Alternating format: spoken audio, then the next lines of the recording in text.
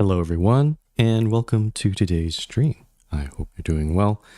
Today we're going to be continuing with Aether and Iron. We started yesterday. We had a pretty good introduction, prologue, first chapter. I'm not sure what to call it. We basically, I'm trying to recap and remember what happened. So yeah, we were tasked. Our character's name is Gia. We're a smuggler. We got a job to basically escort an upper, Nellie, down to the lowers of New York City. But in the process, our car got stolen. Nellie's research got stolen. Actually, our car got totaled and burned. So we're stuck with our our old hunk of junk. And yeah, and at this point, we need to make a bunch of money.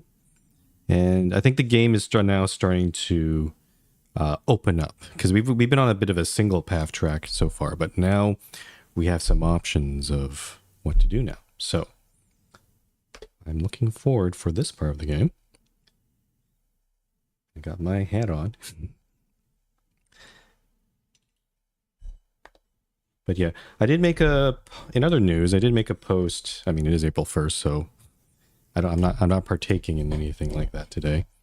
That I've been seeing on the social medias. Everybody's doing their pranks and haha and whatsoever. But for me, I did make a post yesterday on my Discord, just outlining some of the games that are coming up. They're coming in fast and furious, unfortunately. In addition to like this game, which kind of blindsided me. I wasn't expecting to play this.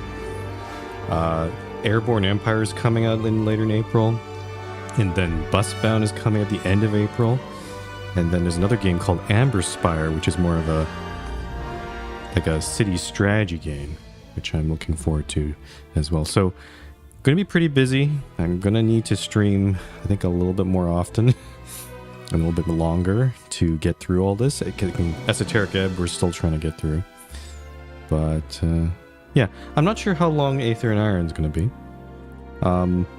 It does sound like, given that we saw the 3 different islands and the lores, those major islands, it sounds like we're on for a long haul, so... Alright, let's continue. So last we left off, we repaired our car. And... we can just review what we got. So we have Princess. This is our old hunk of junk.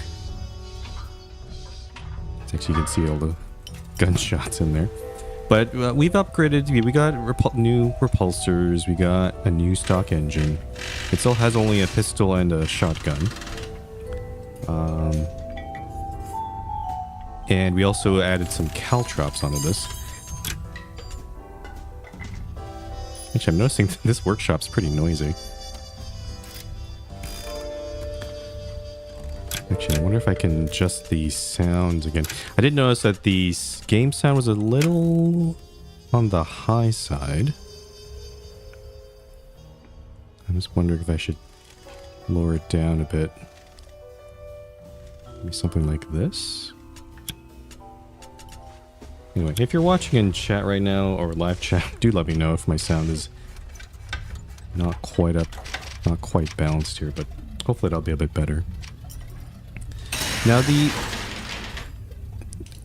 we did take a look at, this is Cress's vehicle, and I did comment that it seemed like more of a repair vehicle. It didn't, one thing I didn't notice is, while it does have this welding arm that can heal other vehicles, it doesn't really have that much in terms of other weapons. The only weapon it has are these caltrops. And it doesn't have any weapon slots. It's all auxiliary slots. So I'm guessing there's other auxiliary items we can probably get down the line, but at the moment, It's not looking good for this one. I wonder if I should try to buy some armor for this, but I don't know if I... Yeah, Cressus doesn't really sell things, unfortunately. I have to buy that somewhere else. Okay, let's also review our missions. We have 3 missions to go for.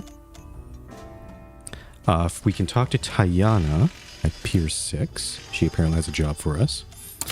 We can talk with Needles, which apparently Gia has a not so good history with, and doesn't really want to do this job. And then we finally have this one, which is Cress's job. She wants to basically do a prison break and get some Aetherians out of there. I feel like this one apparently does not pay as well as the other 2, but I feel like it would get us into the good graces of the Aetherians and probably give us a lot of benefits down the line. So I think I'm going to go do this one.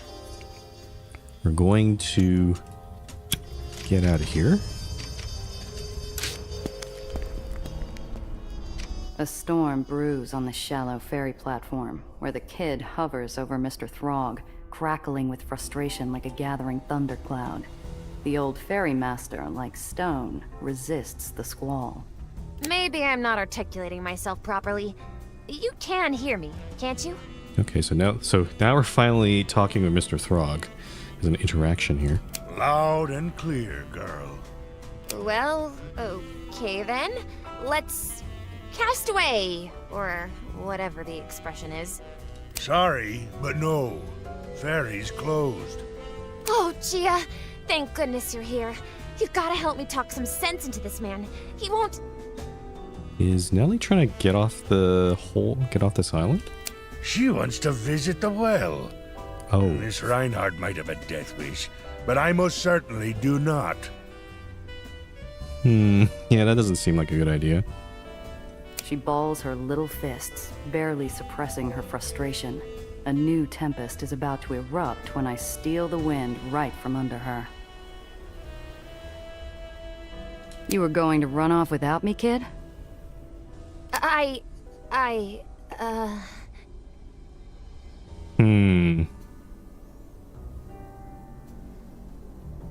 kind of want to be on Nellie's good side here. Didn't I say wait for me since this crusty old sailor doesn't give rides to just anyone? You have to be special. Well, that you are, Miss Randazzo. But it still stands. I'm not taking either of you near the well. Gia, this is the last thing, and I'll have recreated the most important parts of my research. I just need to get close enough to see the atmospheric conditions around the outskirts of the well. So as a reminder from last stream, she had her research when we first encountered her in a briefcase. She put it into our car. Unfortunately, the car got stolen and burned, and research probably taken. So Nellie's trying to recreate her research based on memory, I guess. And she wants to go near the well, which is it's kind of like this hurricane in the middle of the city. That's full of aethonic, I don't know how to say it, energy.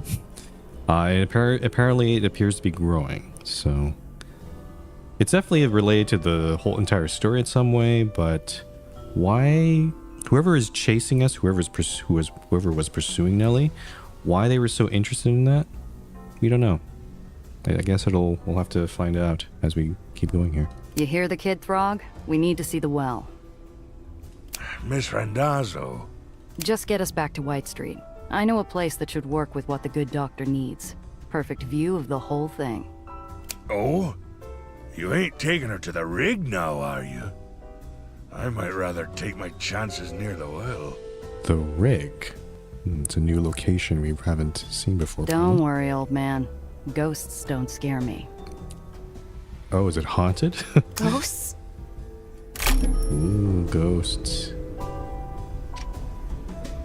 Oh, interesting. Okay, so actually Pier 6 is right here, isn't it? That's where,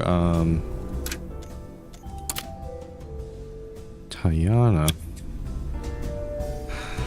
Should I try to just see what that mission is about? I guess also now we also have a mission to yeah, do this. I'm going to assume that hopefully I'm assuming that we can do multiple missions at the same time and just progress them in different ways. But let's go to tier 6. I haven't... very fancy clothes there. You can look at our stash here.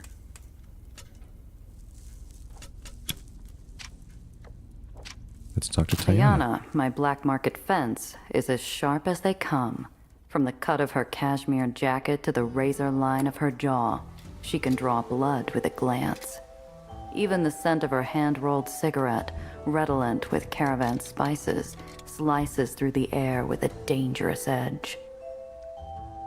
Fantastic description. When I walk in, she pulls the nib of her fountain pen away from an account ledger like an assassin retrieving a dagger, and honors me with an inscrutable smile. Tayana. Giovanna, how's business? Not great. Can't complain. That's a lie. I could, but I won't. This is why I like you Italians. Always with your heart on your sleeve. You know, a short swim across the Adriatic and we might have been sisters. Across the Adriatic. I'm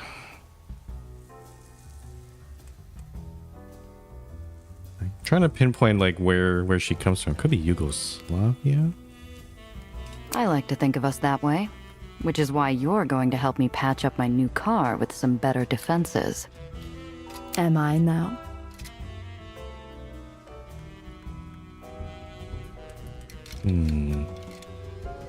Be charming or be forward? I'm not sure. We don't know this person, so I'm not sure what would actually work. I'll be forward. You know I'm good for it. I'm less worried about whether you'll pay Giovanna, and more about how. I recall you settled our last debt with a crate of sardines. I see now. So our methods of payment have been a little less than, basically not money. Yeah, imported Norwegian sardines. And they fetched you a pretty ripe price, didn't they?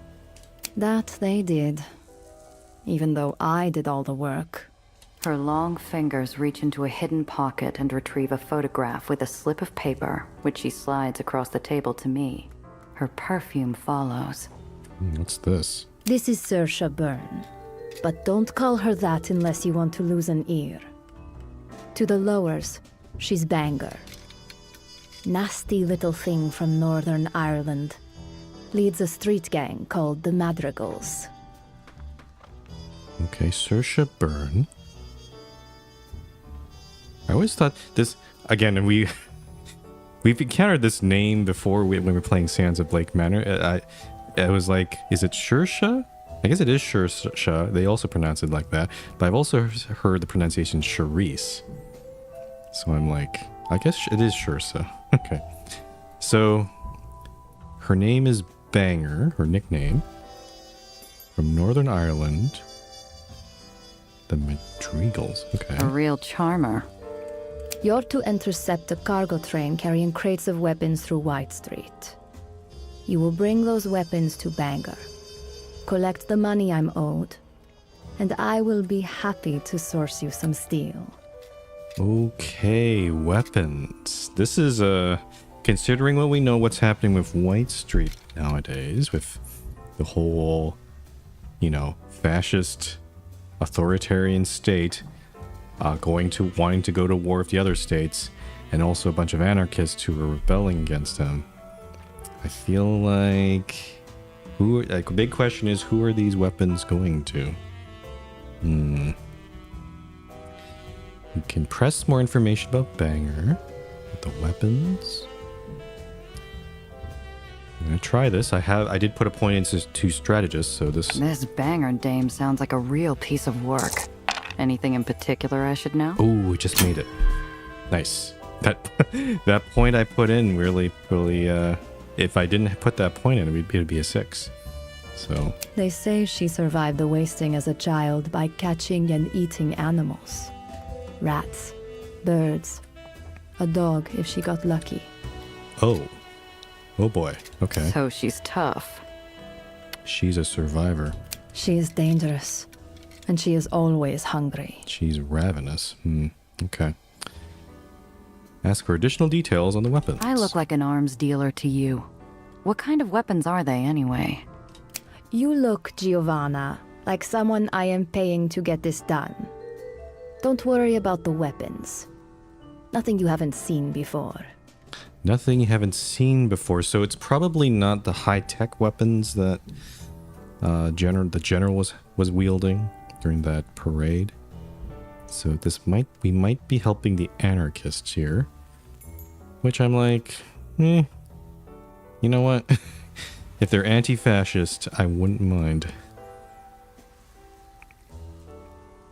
All right. How do I intercept this train? How exactly am I supposed to catch this train and grab its cargo? You do not tell me how to conduct my business, and I do not tell you how to conduct yours. This is equitable, no? You figure it out. All I know is the rail runs along the left side of the road the whole route. Do with that what you will. Alongside the left side? So I think there's going to be an encounter where it's probably going to show the road, but the train is on that side. Okay, that's going to be pretty fun. Is there a catch? Nothing makes a job more dangerous than going in blind. It can't be as cut and dry as she says.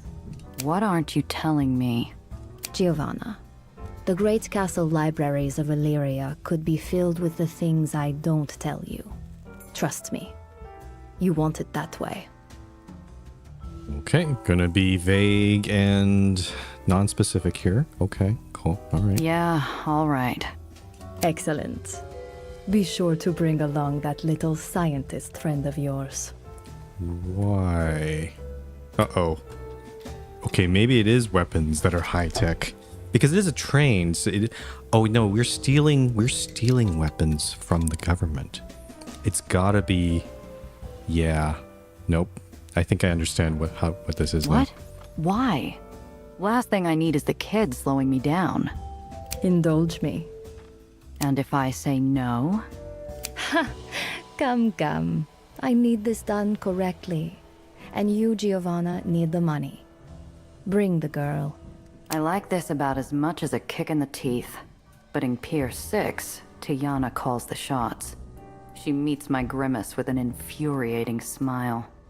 We didn't have the option to refuse this job at all, so we're just gonna do it, I guess. Fine. If it means that much to you. But my armor better be ready when I get back. Oh, interesting. So the reward for this is armor. Okay. That's not a bad... Her eyes are lidded Bad with reward. shadow as she waves goodbye. I can't tell if it's meant to be mocking or affectionate. Probably both. Okay. I'm just going to check her wares. We do have a bit of money right now. What do we have here? We got an improved stock engine. It gives us a little bit more AP. Dice, knuckle, we've seen those before. Lockpicks. Okay, pretty standard stuff. Nothing out of the ordinary here.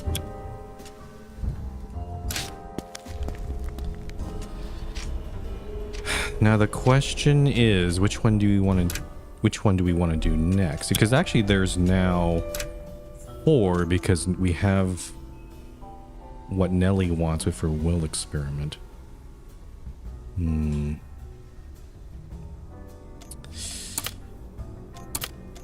Interesting also that this...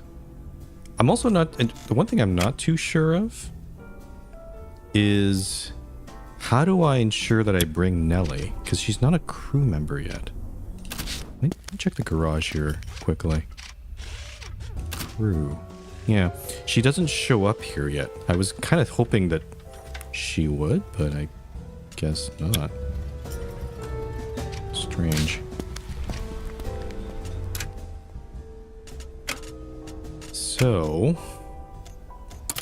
we have So we can go to White Street and do this mission. This is also in White... Actually, they're all in White Street. What am I talking about? Yeah, so there's actually there's nothing left to do here in the hole. So I think we can... I don't think we... Yeah, there's nothing to talk about now. with Mr. Frog. Or Mr... Yeah. Mr... I just realized it's Frog, not... It's kind of named like that. Hi, Gia. Let's talk to Nelly for a bit here. You've been in the lowers a while now. Can't imagine it stacks up to what you're used to. Well, it's different. I've experienced culture shock before, when I went from the uppers to live in the heights, but it wasn't quite like this. Like what, exactly? Everything's darker. There's so much smoke, and all the islands are just smushed together. You can barely even see the sun. Oh, the Heights? I thought the Heights were a district in the uppers, but I guess... No, the only one we've seen so far is Astoria Bay. But it sounds like the Heights is quite a bit different. Even the food tastes different. Maybe it's the brand, or the ingredients? I asked Pier 6 if they could bring some uppers candy in, but the import fees are unbelievable. You said without your notes you'd have to start over. It's going. Slower than I'm used to, between the lack of equipment and the lack of data, but I'm making progress. I'll still need a proper lab. Can you believe the whole never used agricultural testing? No wonder the radish farm closed. Somehow, I doubt it was high on the old Baron's list of priorities. Goodbye for now. Old Baron interest. That's an interesting thing. So it kind of implies that this island it's a pretty small island. But it kind of implies that this used to be owned by a baron, but now it's kind of a freehold now. Okay, we're taking Cress with us. We're gonna head over, again, back to White Street. The only ferry port is here. And then from there, I guess I'll just look and see where, I guess, the closest quest that we can go to.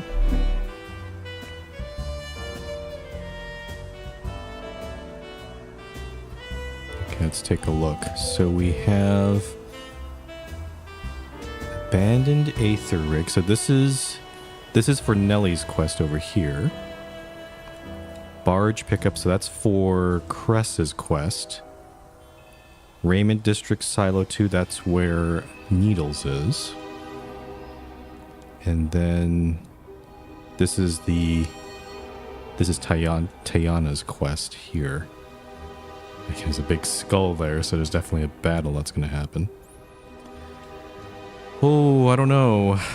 Could I try to do Nelly's quest first? Because it sounds like she's going to be needed for Tayana's quest. Yeah, let's go do this one. Why not? So just looking if there's any other locations to go to. Yeah, some of these are still locked, so let's just go here. Nope. Encounter. The air's crisp, the sky's clear, and I've mostly tuned out the kids chirping. Everything's fine, till darkness begins to creep onto the road. You keep saying you're not a pirate, but really, how different is a smuggler? You've got weapons, a ship, a secret island. You just need a talkative parrot on your shoulder to... What's going on? It must have been a direct hit from lightning. I checked the dash, looking for malfunctions. Sure enough, one of the hard points isn't responding. Damn it. We're hitting an Aether storm. Hold on, kid. This is going to get bumpy. Oh, how fortuitous, because we were just about to go into the well. Let's see. Daredevil. Unfortunately, we got -2 because we're at low heat. I'm going to try to do this. Okay, pretty easy. So a 6. Another flash of light and the kid's door swings open as I begin to lose control of the car. I wrestle control of the beast and drop into a trench to keep us protected. You okay? Yeah. The girl's adventurous smile only falters when a sudden, violent gust shakes the car, pulling one of my weapons off like a vacuum cleaner from hell and sending it down the street. Oh, really? Oh, no. Darn it. Okay. That's not what I expected, but I guess now we only have the shotgun on our car. Damn it. Why that one? Cheer up, kid. We're still alive, and well, storms don't last long this far out. It should clear up soon. We do have a replacement in our stash and the other pistol, but we'd have to go to a garage, and the only one we know of is down the scrapyard. How do you know? I just do. Like a courteous dance partner, the storm seems to dissipate at my cue.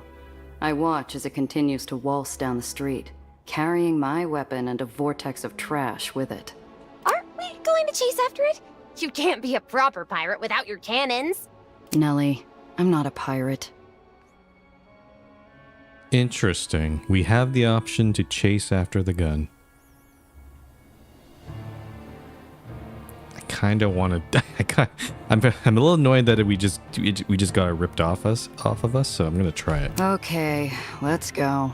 Seaward ho! Wait, what? Oh, it's a side mission. Find the lost weapon. Follow the signs of the storm. Oh, it's a wild goose chase. Oh, great. All right.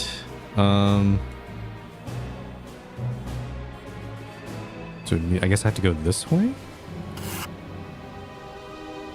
I see. Okay, so we have to go the other. We have to do a U-turn and go around this way to get our gun back. I drive after the follow flying along with gun, it. following it until it disappears into a row of sickly houses slumped over a crumbling edge. They lean over the void longingly, contemplating the jump.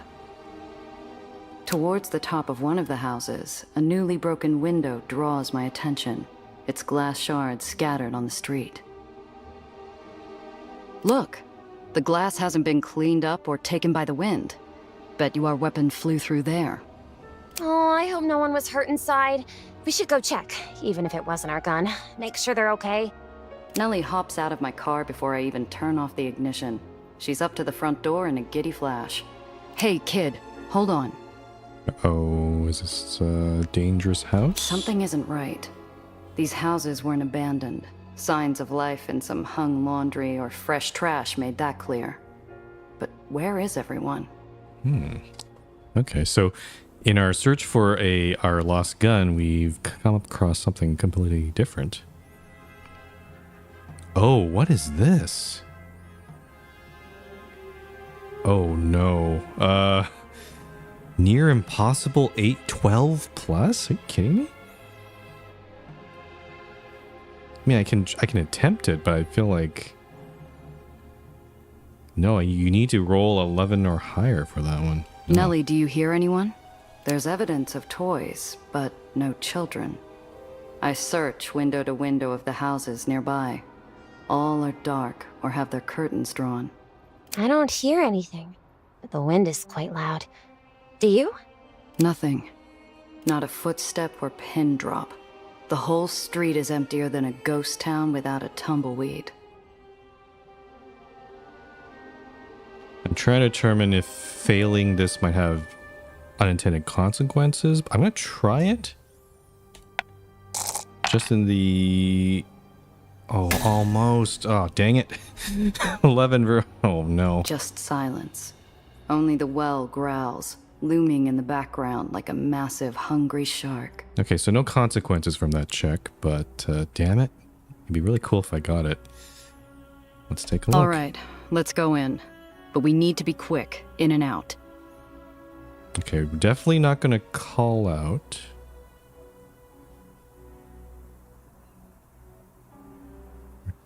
Or maybe it might be better if we do it. Actually, you know what? I'm going to call out. I'm going to be up front here. Anyone there? The house creaks and flies buzz in response. Okay, that's actually more concerning. currently on Nellie the floor. hangs back, her enthusiasm vanishing at the smell. The culprit isn't easily identifiable. It comes from strewn blankets and piles of trash. Someone still lives here, and the telltale signs of serious illness seep out of every corner of the room. Someone is sick? This is just horrible. It's why we consolidated into floating cities. The disease got to the ground and it seemed to stay there. Killed off livestock, most of the crops. Oh. Took a while before we could adapt and recover. Again, this game is doing something similar to what Esoteric Ebb is, where they don't tell you everything up front. You sort of learn it as you go, and this is the first mention I've seen of a disease that killed everything on the surface. I see why. I see what happened here. But it continues to find its way where it's not welcome. Upstairs, quick. We shouldn't stay here longer than we have to.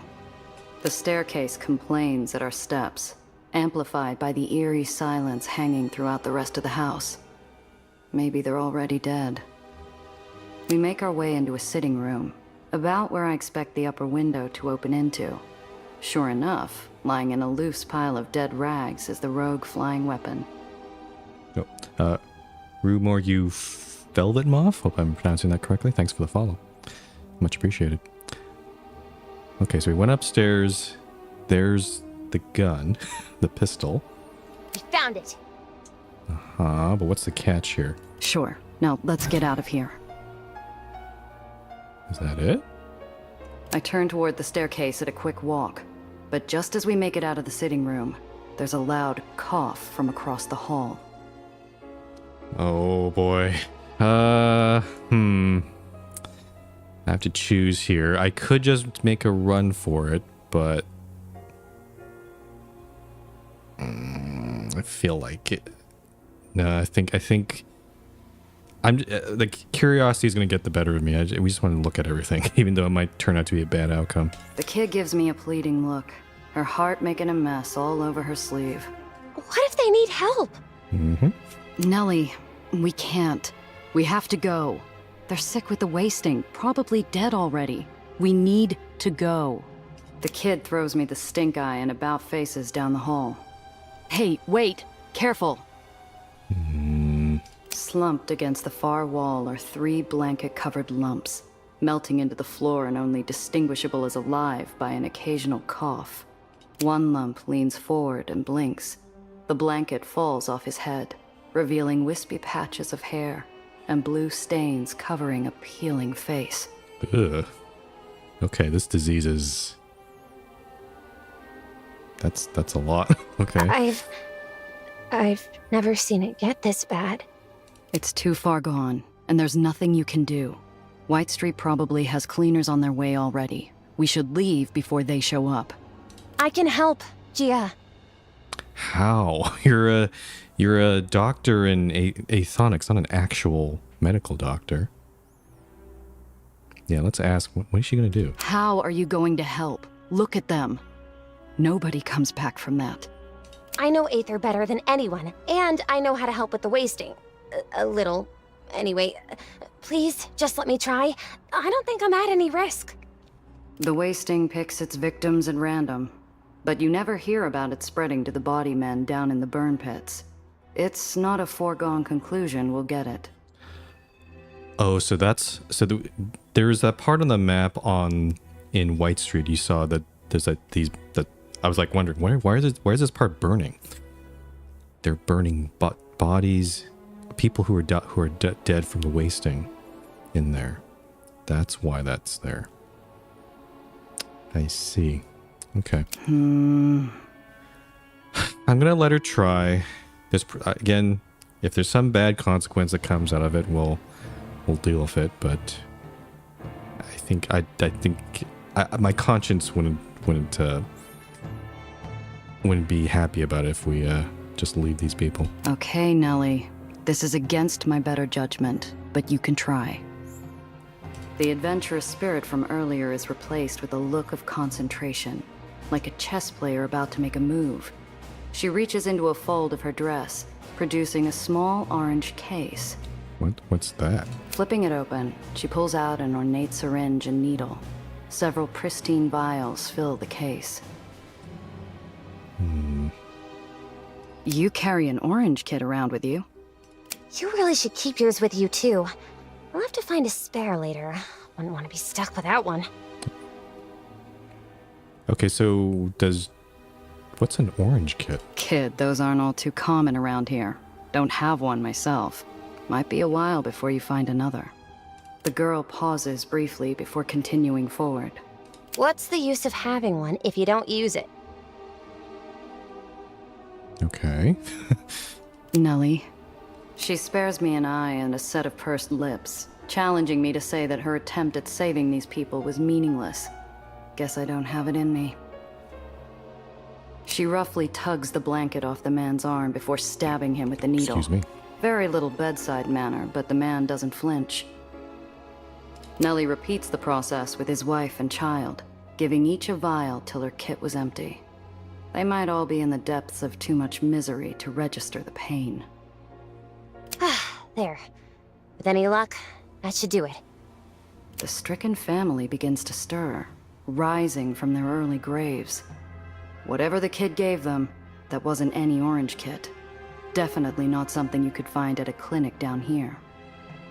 Okay, so again, Nellie's from the uppers, so whatever medical supplies, medical kit they have up there is much higher quality than what they have down here, which makes sense. What? The pain is going away. Shh. It's going to take a while before it takes full effect. You all need to rest now. It does give me some questions. Again, then this might come up, like, if they have such a cure, I'm not sure if this is a full cure, but if they have such a cure, why did they not distribute it to everyone?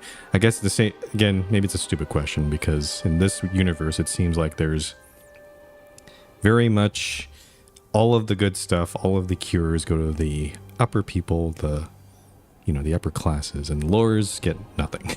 So He looks us over with real understanding for the first time, noticing the weapon I'm carrying. Was that yours? Smashed through the window a while back? Yep, sorry about that. Yeah, I'm sorry about the window. Don't be sorry. You wouldn't have found us if it hadn't flown through. True. He struggles to his feet, pointing to a hunk of metal in the corner of the room. On second glance, it looks like an expensive part off a 33 Chaser, if a little worse from flight. Or landing. Oh, we can get... so there's some more car parts that flew through his window. Don't mind if I do. What is that? You like that one? It's yours. We get junk flying into our place all the time. It's, what is this? Jumping repulsors. These repulsors have an overloaded capacitor, providing the ability to jump during combat. Jump over a car. Oh. Jump over a car? That's actually pretty cool. Okay. Much obliged. I don't know what you did, but I can't thank you enough for it. Are we going to be okay? In a jiffy. Just take it easy for a while, okay? And you might need to move. Okay, so it does sound like it's a full cure for the wasting. You might need to move. Why? Thank you. Oh, because of the storm? We head out to somewhat fresher air. Nellie pauses to look out past the edge at the well. Those people in the house. It's the well doing it, I think. The wasting existed before the well. It's just a disease like any other, if a terrible one. I don't think so. It's the Aether, Gia. You're too close to it.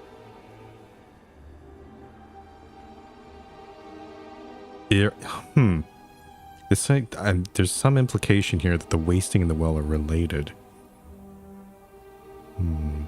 Or maybe the Aether at least is causing the disease to progress much quicker, or more in a bad way, I guess. I'm not sure. Aether's all around us. If it was that, we'd all have the wasting. It's more than that. The well spits it out something awful. These people have been too close for too long. Well, let's ask about the special orange kit That that was you a had. pretty potent orange kit you had. Didn't know they could work like that. They were one step away from the crematorium. It was a gift from a friend of mine. I guess I didn't know how special it was. The Heights really has all the answers. Too bad they won't share any of them. I've backed the kid into a corner, and now she's lost without an out. She's good at heart. I should throw her a lifeline. I know that's not your fault, kid. I know you want to save them all. I will. I promise. Unfortunately for Nellie, I think she's going to run into the problem of she wants to save everyone, but she's going to have to make choices where she's not able to. I think it's going to come up over and over again as we go through the lores here. You have any more of those miracle orange kits? They'd come in handy later. No. That was the only one I had. Know where we can find some? Well, if we visit the Heights anytime soon, but... even then... the only person that had it... Did the kit come from her professor? I think that was the last of it, Gia. I'm sorry. Okay, I guess that's a one-time thing then. We should get going. Come on. Maybe we're not pirates, Gia, but I'm not sure you're just a smuggler either. The observation sets up camp in my head and refuses to leave. Okay, cool. Ooh, okay, so that gave us some experience, but not quite for level 6. All right. Well, since we're here, let's actually go to the well. Thanks for the Okay. help, Gia. This research really is important. I'm glad you can see sense, unlike that Mr. Throg. Hey, take it easy on him, okay? He's a good egg. And he's right about the well. You shouldn't have tried to go by yourself. She shuffles in her seat, adjusting like an agitated bird in a nest of thorns before changing the subject. What you said before about ghosts, where are we going exactly? An old Aether rig still floating just off the edge. Nasty storm years back. Strong even for the well. Killed the whole crew. Though some still say their spirits keep it afloat. Ooh, scary. Uh-oh. Wait, you don't actually believe in ghosts, do you? Wow.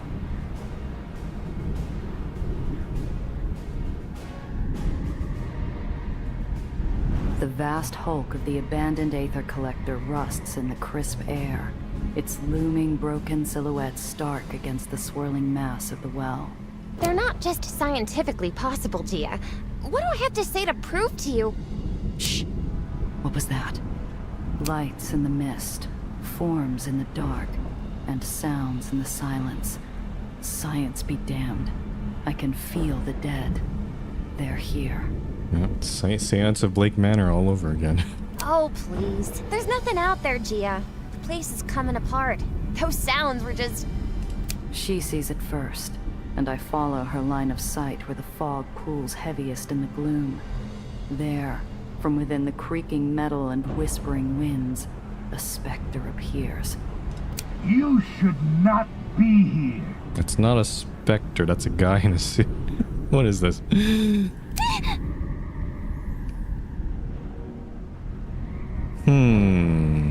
Okay. Yeah, I'm gonna save here because this seems like a dangerous encounter. Though the chances of this one are pretty good. Now the question is, do we wanna threaten him?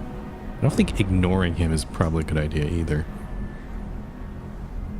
Yeah, let's try this one. It's pretty easy. Like water down a cliff face, my hand flows quickly to my sidearm. The pistol slides out just as easily. A whispered click stops the shadow where it stands. And interestingly, in this game, you can level up in between conversations, so I could take this moment to do that. I'm trying to remember. So we have Gia and Cress, but I don't think we have all. I think I was trying to get 1+1s on all of these talents, but I think we're missing one.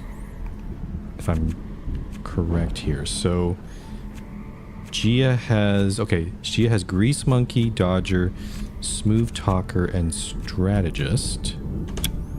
Whereas Cress has...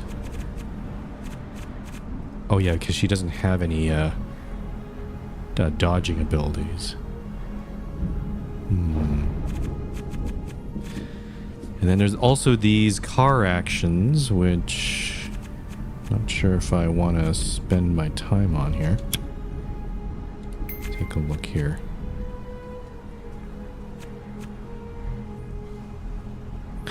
Phantom is what we're missing. Yeah, because, again, Crest doesn't have any hustle abilities, I should say.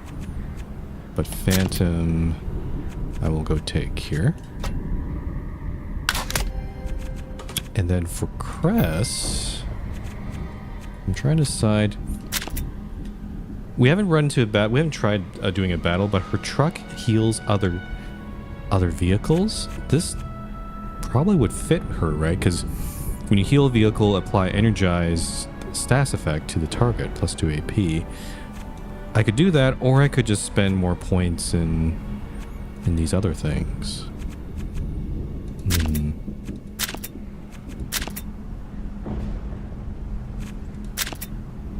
I'm gonna try. Yeah, I'm gonna unlock this thing. Or,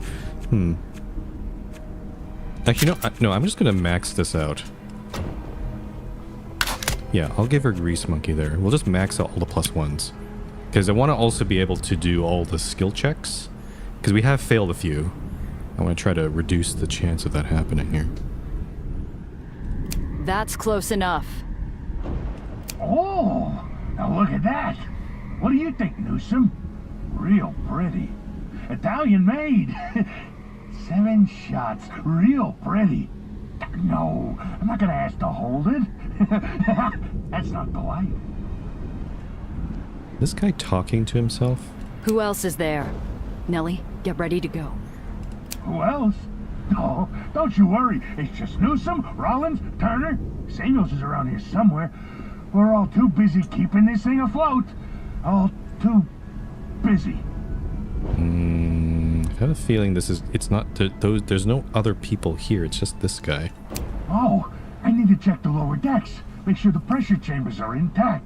Yes, of course I need to check them again. Shh, just let me do my job, Newsom. The ghost walks off, the fog swirling around him. Too long of a blink and I'm sure he'll disappear into the atmosphere. Oh, wait, hello, Mr. Ghost. We won't be long.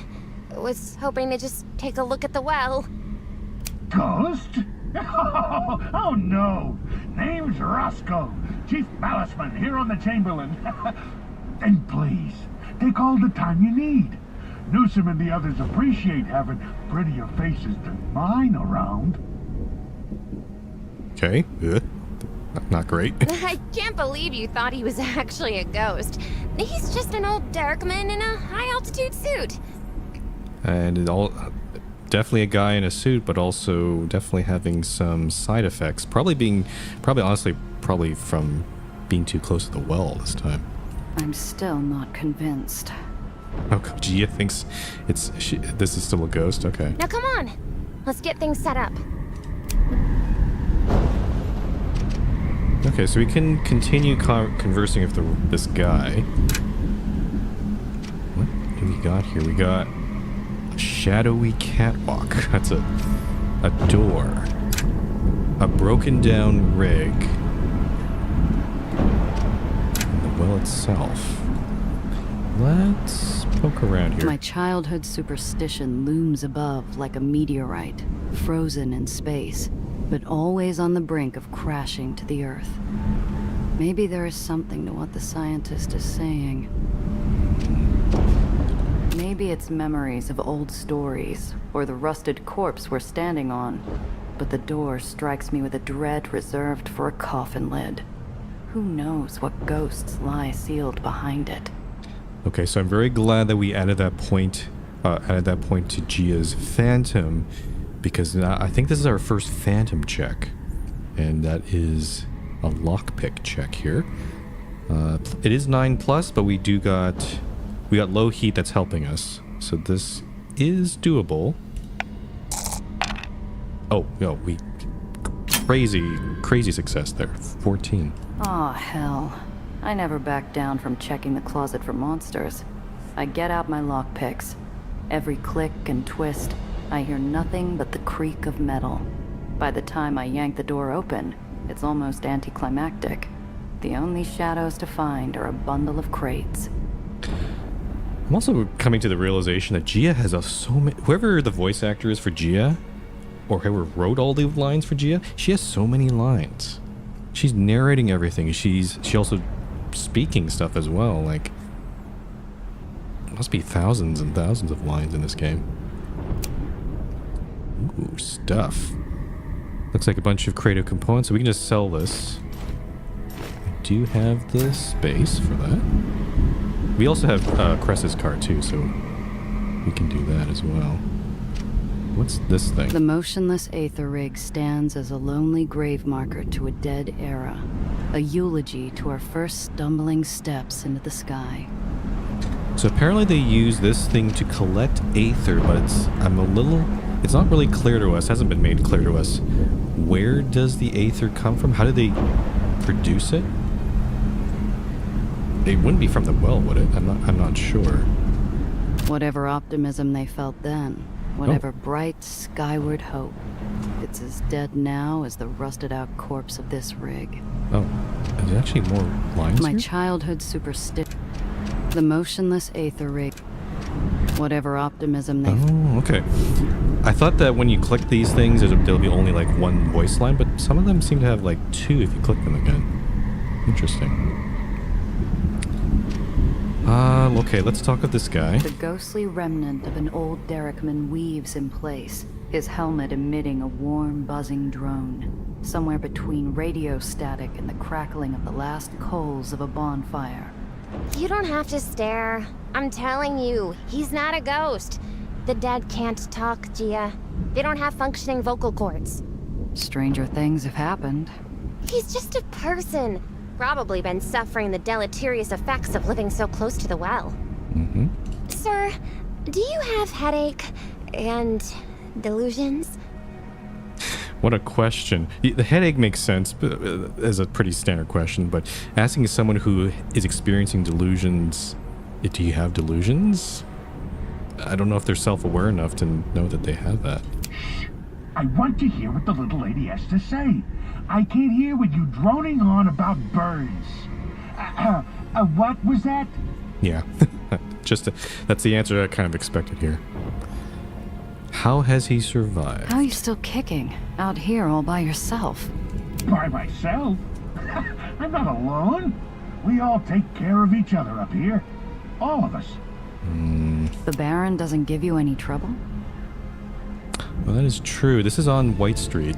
I guess the general's left them alone. No.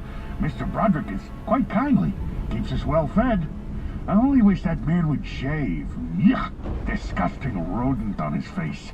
Is that the right name, Mr. Broderick? Because I'm trying to remember the general's last name. It's Eli something.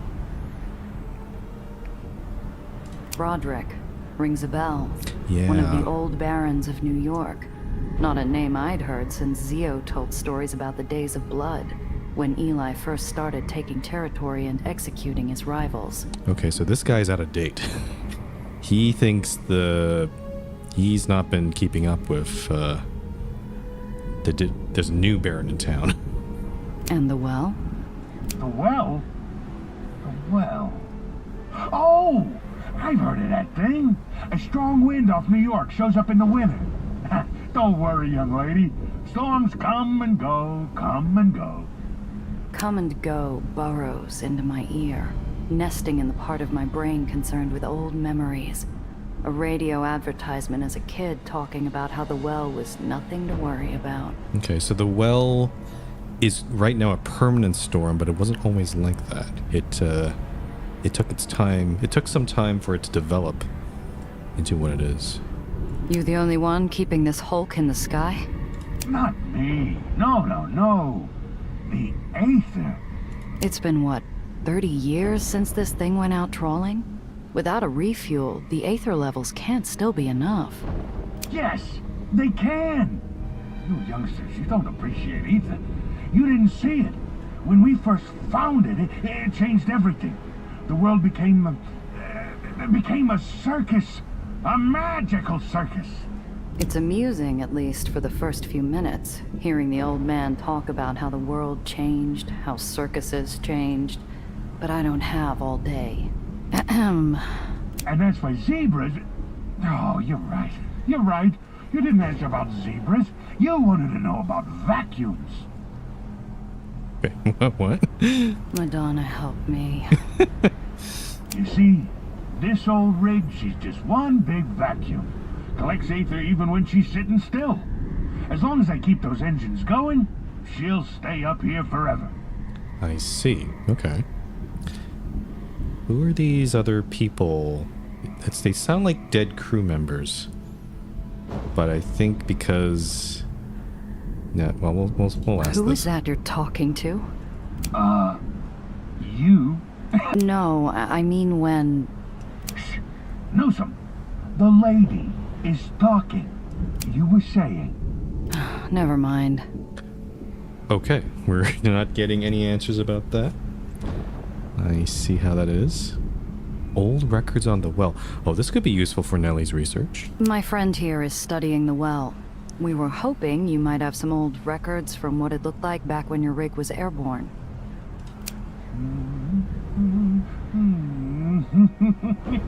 Yes! Well, I was quite the dancer in my day.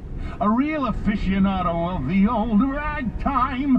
Yeah, ragtime. Of course, it was new back when I was on the prowl. This guy's giving me a little bit of a creepy vibe too. Pardon? Oh, don't worry. I don't have any dance left in me. But I still have a few of the old records left. The man trudges to a small alcove made of detritus and rust, pulling out a box of records, most falling apart due to the moisture. Here, this one should still work. I hope you enjoy. You look like quite the dancer. Quite the dancer. Aether rig record. What is this?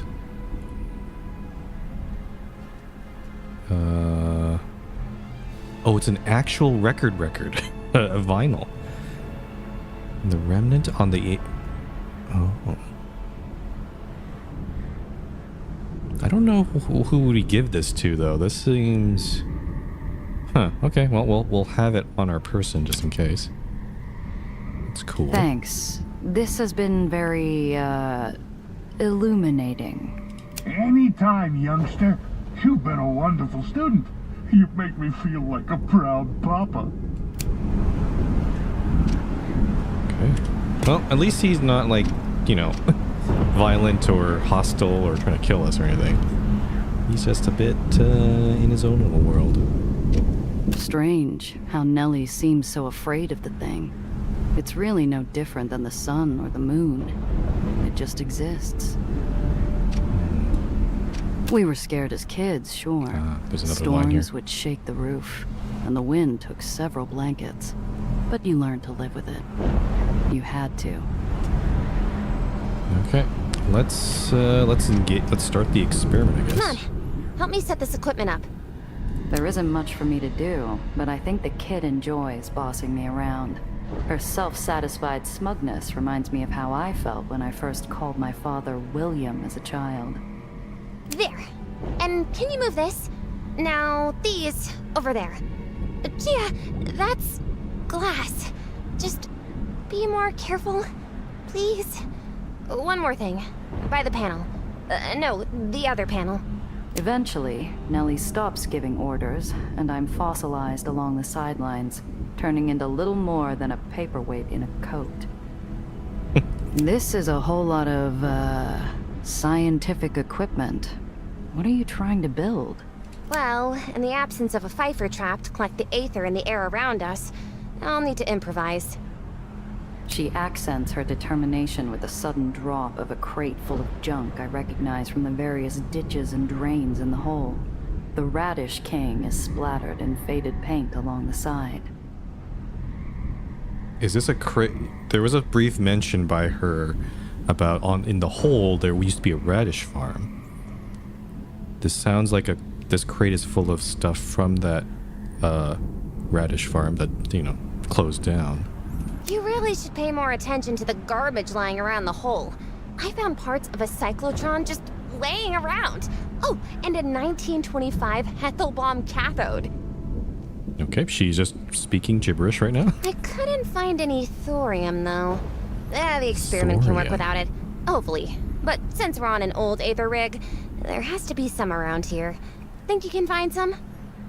Yeah, I know what a cyclotron is, but it's interesting, yeah, because of all this Aether stuff, a lot of stuff that was in our timeline was invented decades, like many decades later, are available. Thorium is, I think, I don't even know if we'd even discovered thorium in the 30s. Maybe, I don't know. So we can try to be a brainiac. I did add a point to this, so this might help. Ask about thorium. Pretend to know what thorium is. No, I think she'll catch on that we're bullshitting there. I'm gonna try this. We have up to this point. I think we failed a few brainiac checks before, but let's see if we can turn it around here. No, absolutely not. Snippets of memory flutter through my mind, glimpses of puke green in the snow. I can't recall if that has anything to do with thorium or my sister losing her lunch on the ice. Yep, okay. So, I guess we're being consistent here. Gia does not know any of this scientific crap. Easy. I bet the stuff's all over the place. Kick a panel and it's just there, waiting for the taking. Do you think that you can find radioactive, Aether-attractive material everywhere just for the taking? There's enough glowing around here. I'm sure some of it is useful. Well, okay, so we need to find thorium somewhere on the rig. We can also give up and return to yeah. Okay, so some other locations opened up here. Machinery and the helm. What over here? I guess we could also try talking with the ghost guy. Let's try the machinery. One of the panels into the inner machinery of the rig repeatedly shifts in the wind, barely held down by a screw that likely wished its existence would end. A quick pull and the whole thing rends free, revealing a dark, seemingly endless cavity into the guts of the rig.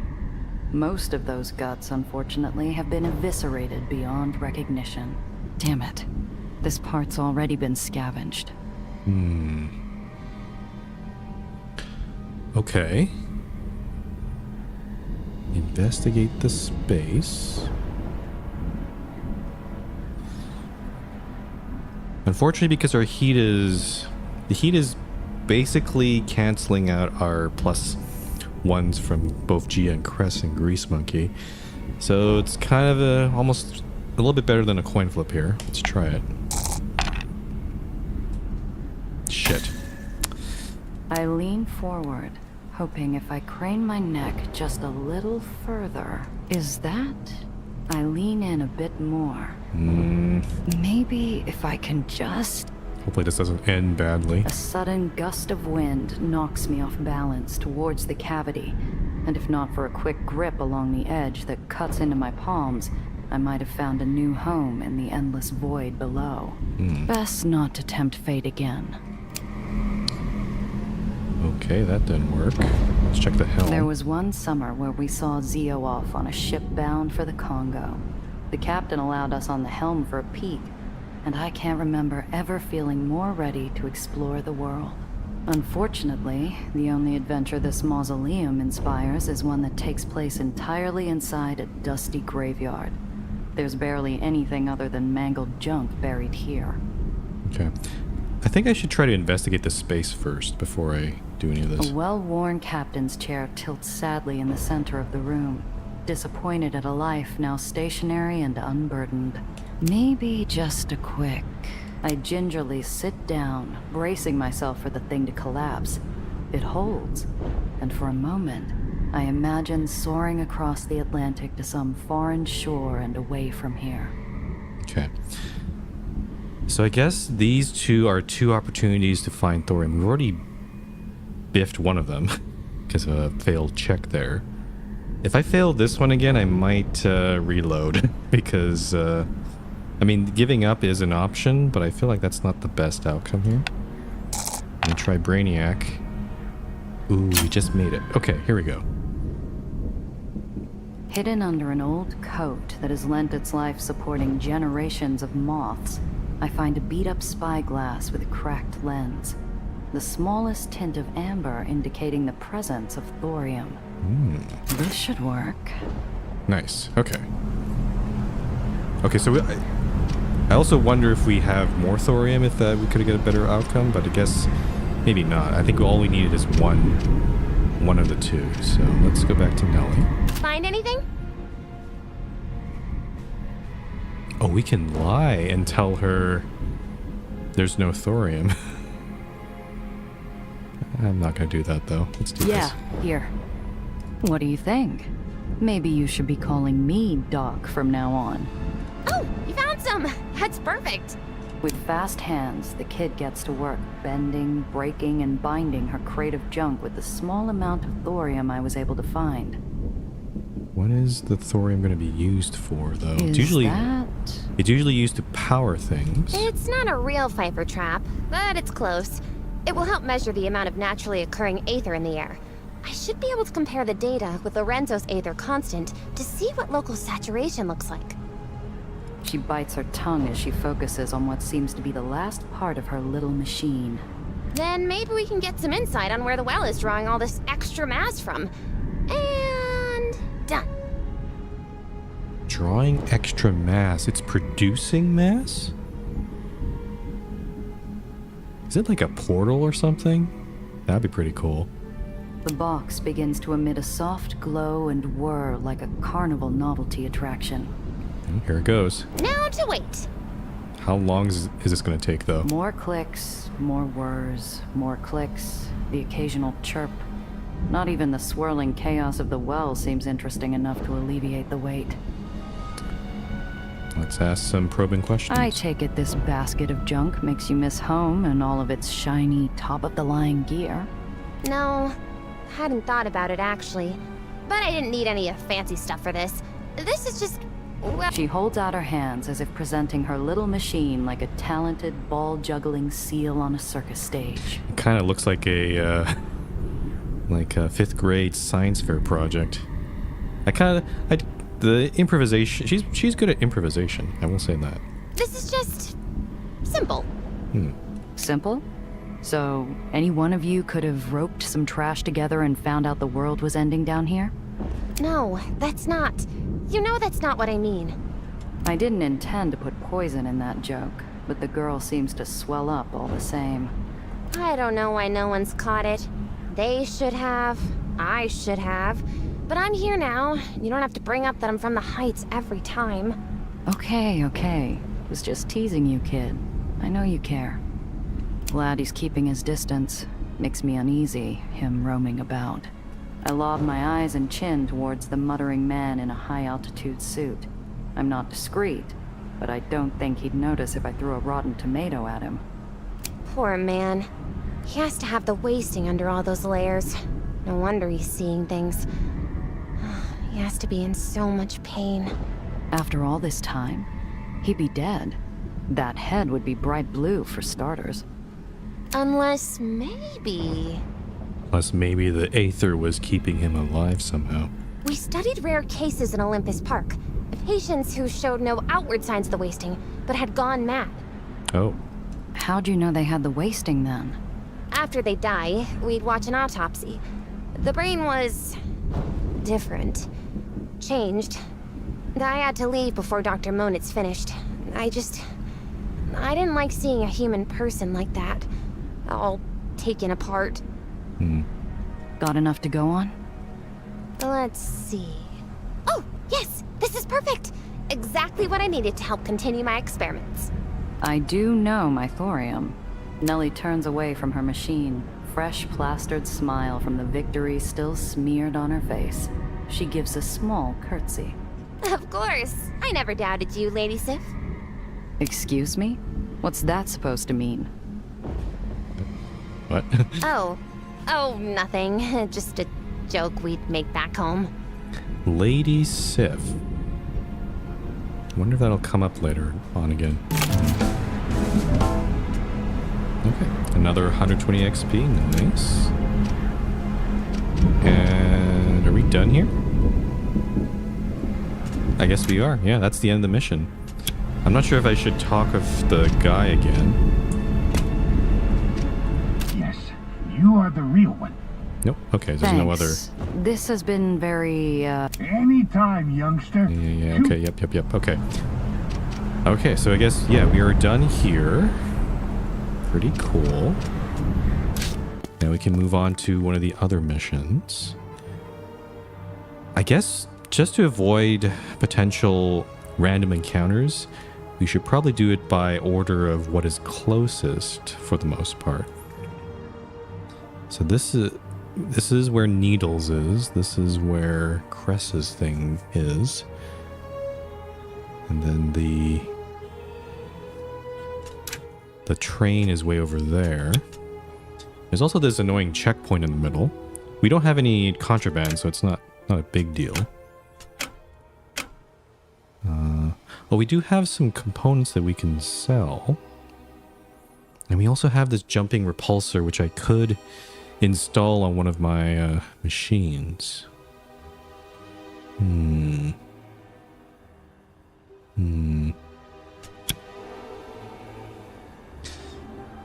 kind of tempted to maybe go back to the commercial district and buy stuff, or we could go down here. We can also sell stuff down at the Liberty Auto.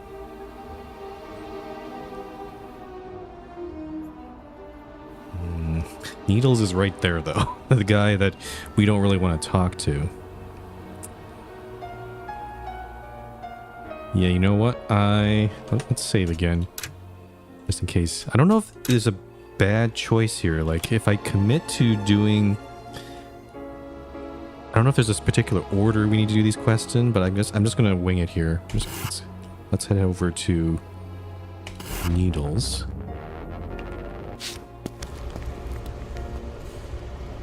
Ooh. It's a nice little thing they've got going on here. It's always laundry day in the Raymond district.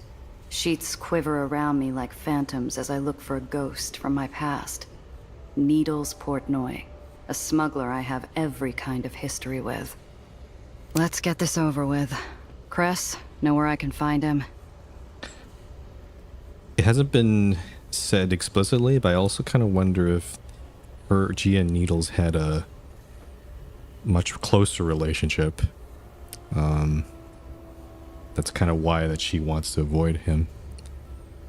He's set up in the apartments. Should be around if he's not running a job or out on delivery. Needles always had a head for business. Used to tell me it kept his family happy. Made him look respectable when a smart mouth came up short. So, this smuggler Needles, is he like you? Is he the Stormlord to your Cloud Captain, or is it the other way around? And is he called Needles because he... Stormlord to her Cloud Captain. What the heck? You're overthinking it, kid. He's a tailor. He'd sooner stick you with words than get blood on his tools. Oh, that doesn't sound too bad then. A tailor? Is he like Garrick from Deep Space Nine? That guy's he says he's a tailor, but he's actually a spy. Bad enough. Just don't let yourself get suckered by a laugh and a pair of pretty blue eyes. Yeah, he seems like a very charming sort. Right. So what do we have here? Luxury clothing. A soft breeze runs through the lines like a toddler bouncing on a freshly made bed. The sheets quiver and flip, loosening a fancy textile piece tucked into a pillowcase. Okay, so I have an opportunity to steal some luxury clothes from the laundry line. It's not the best check, but I'm going to try it. Oh, absolutely killed it. Okay. I follow the line to a rusty old crank and give it a spin. It's slow to move, but I coax it back and forth until the handle squeaks forward. The line circles the tower, delivering me the goods. A crate of luxury so this is contraband. Okay, so we want to try to put it into... Uh-oh. Now here's the problem. There's a big problem here. Our storage space does not... Unfortunately, this crate is shaped in such a way I can't put it into... I can't put it into any of the hidden storage spaces. So I'll put it here for now. Yeah. We need to we need to get rid of this sooner rather than later. What's this? Lithe footsteps cross my shadow, and I turn to startle a gangly delivery boy stuttering out apologies. He walks away, only nervous taps across the iron floor. Okay. This is a very different scape. We have to go up here. We can ask a resident over here on the left. We can expect some laundry lines. Oh, there he is. Portnoy's Tailoring. There's a fence here. Okay, lots of little interaction White Street points. finds a use for every bolt or stitch, but even they can't save stuff that's been shredded by bullets and fire. Okay. Let's look at the Portnoy sign. Tailoring. It was a warning to me and an invitation to anyone else. I brace for a slammed door when I knock, but the darkened windows spare me. Okay, so maybe he's not in right now. Let's ask this A resident. shopkeep with glassy, placid orbs dodges the question and mutters how he must be around here somewhere.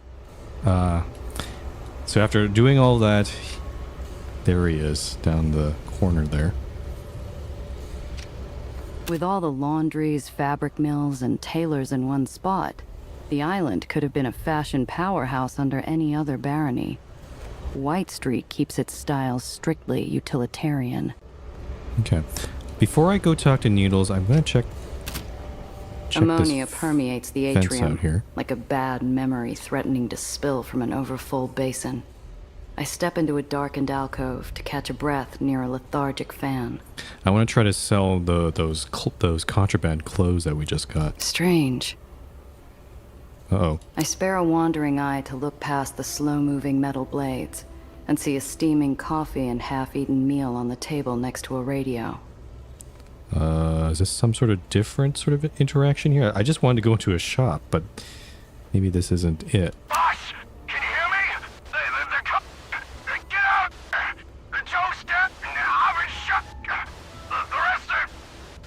Oh. Oh no. Okay, that's a lot of... So, a lot of questions here.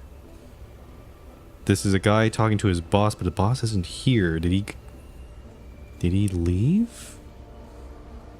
I gotta listen to it. Boss? Boss? They've taken the second... They're right. If you hear this, boss, it's been a good run. You were the brother-in-law I ever had. If you live, tell C I'm too busy listening with my ear against the door. I don't notice a growling coming from far above. A monstrous shadow paints the atrium, screeching as it dives downward, fire erupting from all sides. A bird or something? An eagle?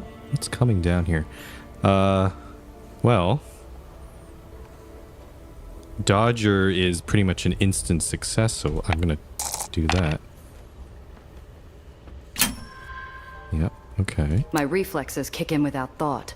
I dive behind a low concrete wall, thick enough to stop rifle rounds. A sleek black coupe screams away down the street, the short barrel of a Tommy gun disappearing back into its passenger window. Wait, what? What is this? A monstrous shadow paints the atrium, screeching as it dives downward. What? I'm a little confused. We're supposed to be inside a... Oh, we're in an atrium. Okay. Oh, it's a... Okay. It's a car. But it's because we have flying cars, it's coming from the top down. Okay. Now I was a little confused there. Like, what's going on here? An irregular line of fresh holes dot the side of an upper floor apartment, just above where I was looking. Oh, I think the boss got here. He got assassinated by whoever was in that car. I wonder if they found their mark. Yeah. Another mission. This looks like a side mission. The bullet holes pierced into the brick of the upper floor apartment look from the street like they spell out an expletive. Probably a warning. I climb the apartment stairs until I reach an open doorway. Leaning against the frame is a weasel of a man, shakily searching his pockets. Okay, so not dead, but definitely got intimidated there. Can't be them, can it? They just... The voice on this guy is, that's a choice. He looks up as I approach. His face twists into a categorically false grin. I can almost see the slime dripping from his teeth. Oh boy, he's a very slimy guy. Well, who's this? Must be my lucky day. Are you here for merchandise? Ask about merchandise. Pretend to be here for the merchandise. I don't know what the difference here is. I'm gonna try to pretend. Yeah, hand it over. I've got to get out of here. The two brain cells still operating inside the lizard man's skull engage in a tug-of-war right in front of me as he smiles, thinks, smiles, and thinks again. Man, the writing in this game is so... It's top notch. Like, I can just imagine him going, Hold on. You're not a part of Ian's crew. Who are you? Just some broad in the wrong part of town. Well, if that's not what you're here for, then what are you here for? What kind of legitimate business do you run, then? I'm a procurer of fine goods. You might say I'm an importer and exporter. Sure. 4th floor of an unmarked apartment building in Rainment. What exactly are you importing? Hey, a businessman has to keep a low profile around here. The, local authorities don't appreciate certain vices. He winks. The gesture doesn't cause whatever effect he hoped for. okay. I haven't seen you around White Street. I don't go shouting my name off rooftops. Only people who know me are the ones I decide to know. He's small time, trying to pretend he's a player. That suits me fine, so no reason to let on that I've noticed. Okay. So we have the option to just leave, but I feel like... I think we need to press him a bit here. I look him over. The grin is a constant on his face, but his hands rifle through his pockets, like they're looking for a lighter to burn a smoke he doesn't have. The edge of his hairline glistens with sweat. I saw a car drive by a few minutes ago. A few slugs tried to fill my dance card, but I'm guessing you're on the list to that particular soiree. Who knows? All kinds of lunatics out there on the streets. Hey, did you get a look at the driver? The laugh never meets his eyes. I can't say I did. Business partner of yours? No, nothing like that. He pauses and scans me toe to head. I half expect some greasy catcall before his eyes fix on the hard-learned lesson etched between my neck and temple. The hard-earned lesson etched between my neck and temple. What is that referring to? Pardon my saying, but you've got a look about you. I don't suppose you're looking for work. What kind? I've got a little giggle water taking up space. It's already bought and paid for, just needs delivering. There'd be a chunk of the proceeds in it for you, of course. Giggle water. Again, there's so much terminology that I'm not familiar with. Is that an actual... Is that alcohol? I guess. Cappy water? Where's the drop-off? Could be I'm headed that way. There's a little place in the commercial district. Has a back room that always needs stocking. Okay. Eli keeps an iron grasp on liquor in White Street. Something about rusting the machine, turning good men into liabilities. So, legitimate restaurants cook more than meals to hide their back alley income. This is the one thing that does match with our timeline is the Prohibition era. So, yep, very typical sort of thing that businesses would do. I'd bet you know it. Comfortolas. Huh. Best veal parmigiani in town. Never pegged it for a speakeasy, but I haven't been in a while. The way she pronounced Parmigiani is... I assume that's pure Italian right there. Sure is. Just ask for the cannoli. If he asks what kind, tell him porchetta. That'll get you in. If you're headed that way. Cool. Okay. Porchetta cannoli? Ugh, that better just be a password. Otherwise, it's a crime against Sicily. Oh, she's an Italian food purist. There's this whole... I remember there was an article a few months ago where, there's like people who, I don't know who they are, but they were like, basically a society that was ensuring the purity of Neapolitan pizza or something like that. And they were like looking at other pizzas in other countries and being like, no, this is not real Italian pizza. You should not be calling it pizza. It's a crime. Again, yeah, crime against Italy, basically. So what's the rub? The holes in your wall don't draw a picture of safety.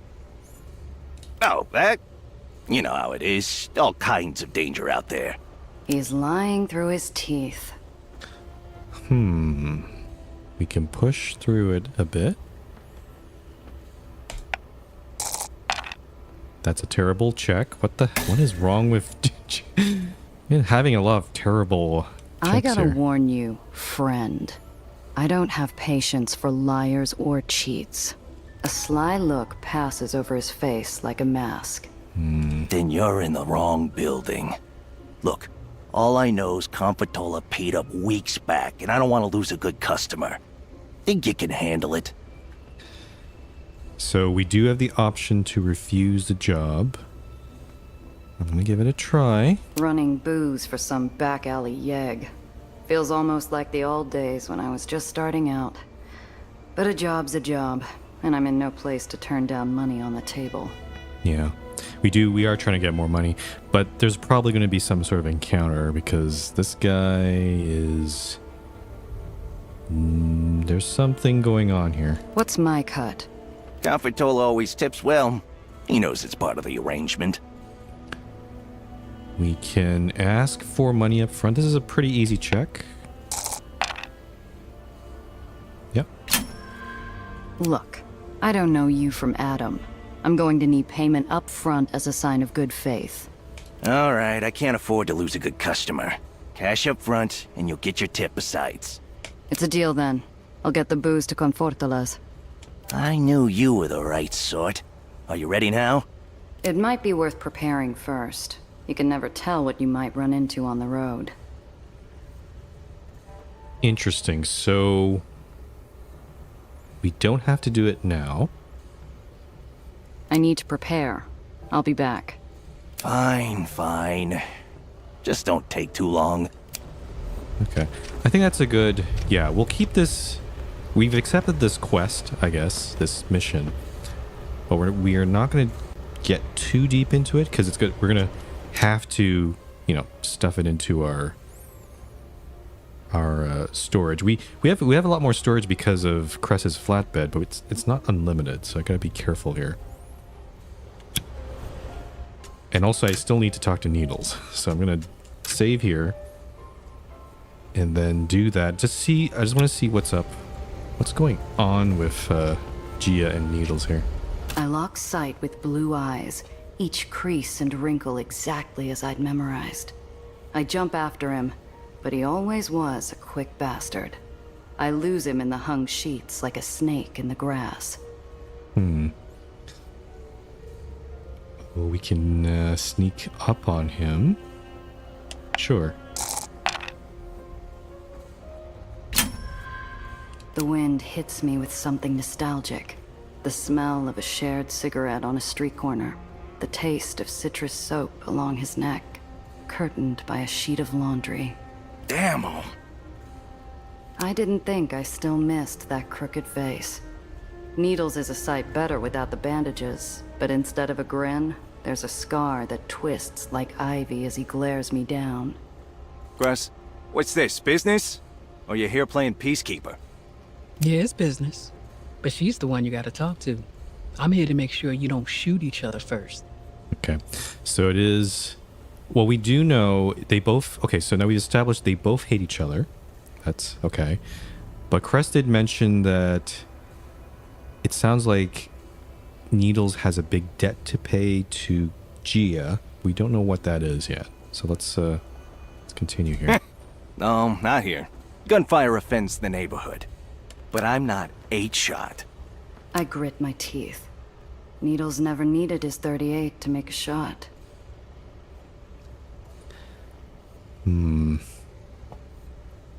We can... I'm just gonna try to keep it cool. Let's keep it diplomatic. Didn't come looking for a fight, Needles. Faster we talk, faster you get back to hawking counterfeit bags. Needles' mouth twists, but he doesn't draw. Who's this? Hello, I'm Dr. Eleanor Reinhardt. Pleasure to meet you. Gia said you were a past colleague of hers. The thing with Nellie is she just doesn't fit with any of this. Which I guess is the point. Like, she's dealing with a whole bunch of people who live in this Lore's neighborhood, and she just sticks out like a sore thumb. Colleague? That what she tell you? 8-shot also tell you? Hey, Needles, you're talking to me. Nellie, give us a minute. Won't take long. We're given space. I almost regret it. Steps apart, but it feels like there's a hole in the world between Needles and me. What the hell do you want, 8-shot? Didn't do enough damage last time? Come back for more? Nice to see you too, Needles. Though this stench is making me question coming down here. I don't know how you stand it. It's good for my complexion. A hollow howl whips through the laundry tower behind us, filling the emptiness Needles and I share. I'm going to have to just rip off the bandage and ask him. Piotr, I'm here to cash in that favor you owe me. I need a job. No. I see how it is. Rosie and Gil are gone, so I'm your only contact. Usually I'd love to clear a tab, except you nearly got me killed last time. Favor's canceled. I see. Okay. Demand he pay up, leverage his reputation. I'm gonna try to smooth talk him here. You want a name that doesn't care about life debts instead? You should have stayed away. I don't need more ghosts haunting me. His eyes pinch, seconds away from slamming the door and walking out of my life a second time, until something catches him. Half a minute passes before he exhales. Half a minute? That's a long time. Whoa, okay. Good shot, though. Okay, I have something. But after this, we're through. Okay. There's this big White Street reception for the Barony bigwigs. We play dress up, sneak in, grab some documents, get out. No one puts on a second face like you. Oh, this looks fun. Oh. We get to sneak in. Oh. I like this kind of mission. All right. Ask if it's like their last gala heist. Oh, we've done this before. This like the Peacock show? Ugh, that dress pinched. I barely fit into it. Oh, we get to see her in a corset, a dress. Oh boy. Pinched? It fit perfect. Until someone decided to stash some pricey bottles under it. Who downed half the bottle on the way home? Hey, I deserved it. Those clowns had knives, ripped my new suit, had to throw it out. Anyway, this time we'll be dressed as White Street officers. No pinching. Oh, okay. Dressed as the military. The one thing I did notice, though I might be wrong here, all of the soldiers, all the White Street soldiers that we've seen so far, we haven't seen any women. They've all been men. So I'm not I don't know how. I don't know if there's any sort of lingering like gender separation here. At least when it comes with the military. You don't think your mug's trusty enough to pull it off alone? Don't kid. You know you always look sharper in uniform. I need someone to watch my back.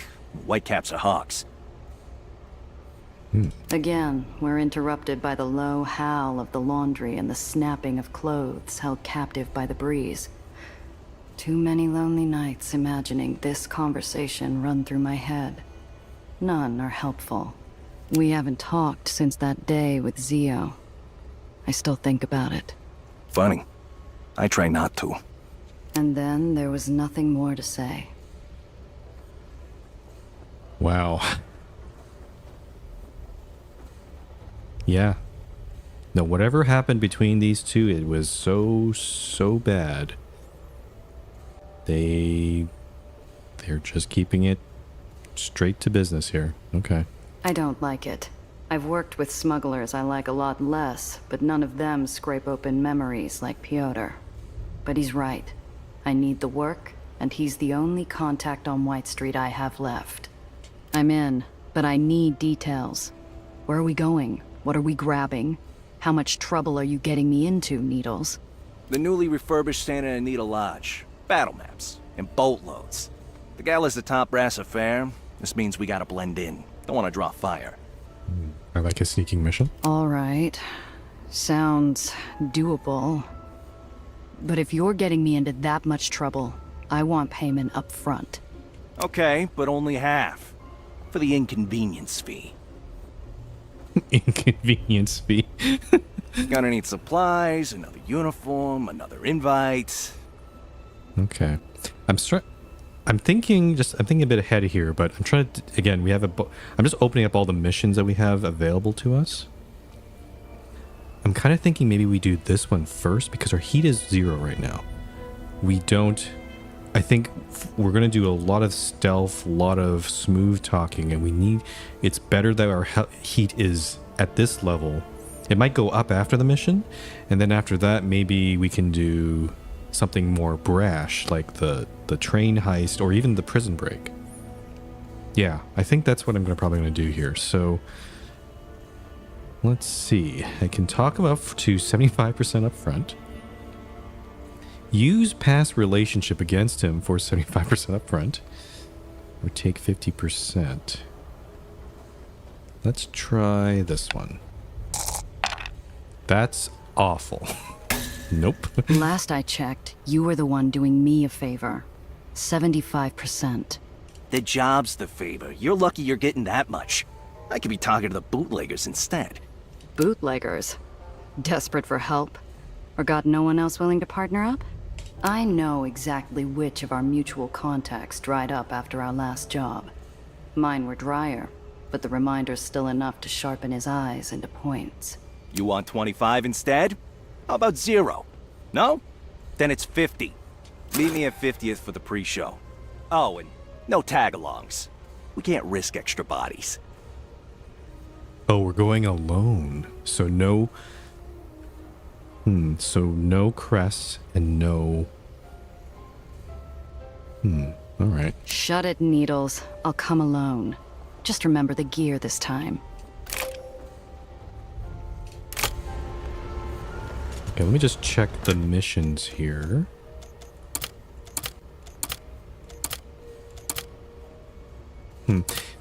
It doesn't say, like this one says only Gia and Cress, but this one doesn't specifically say only Gia. It just tells me to travel to the meeting points. I guess I don't need to change my crew yet, I hope.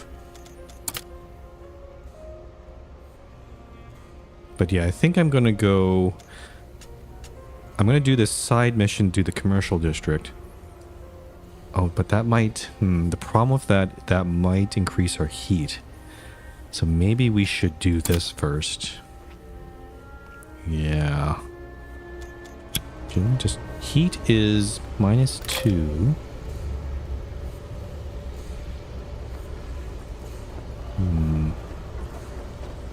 I'm gonna try to do this mission first, I think. Yeah. Because I don't know what'll happen with this side mission. It might... It could increase the heat maybe just like by 1 level, but that's still not great. Storage, though, is going to be a problem. I'm going to move some of this stuff over to Cress's truck, just in case I can't do this. Oh, come on, get in there. I'll move the jumping repulsors over as well. Oh, I got my pistol back. Oh, wait. Uh-oh. Uh-oh. Hold on. I think our truck only has the shotgun. We lost the pistol. We got it back, but it's not installed on our truck right now, which is not great.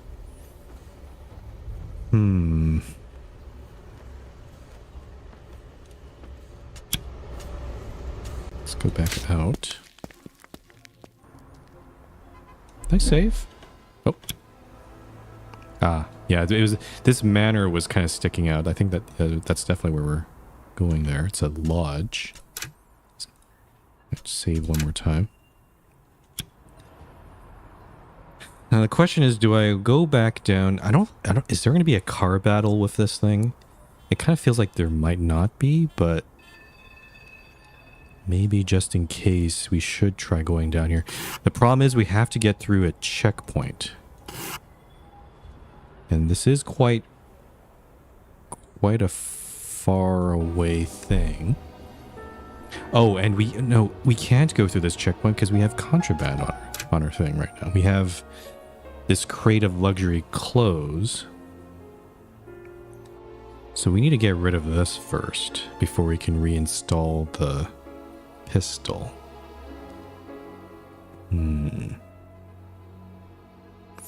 Yeah, I think...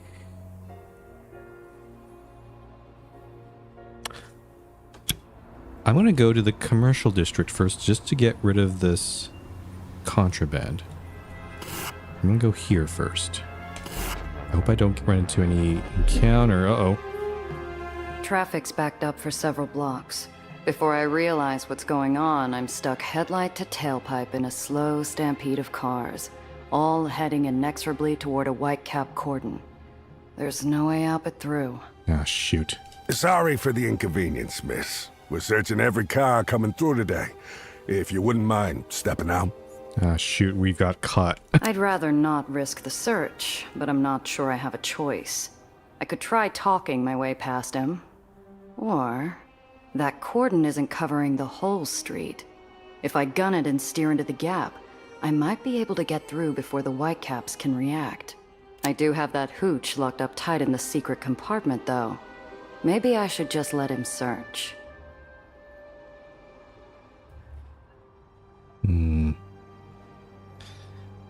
So running the cordon is not a good idea. Smooth talker is doable, but it's not... I think I have to, because this, we're going to get caught. We have no cigars to bribe our way out of this. I hope this is not going to be... That's terrible. Okay.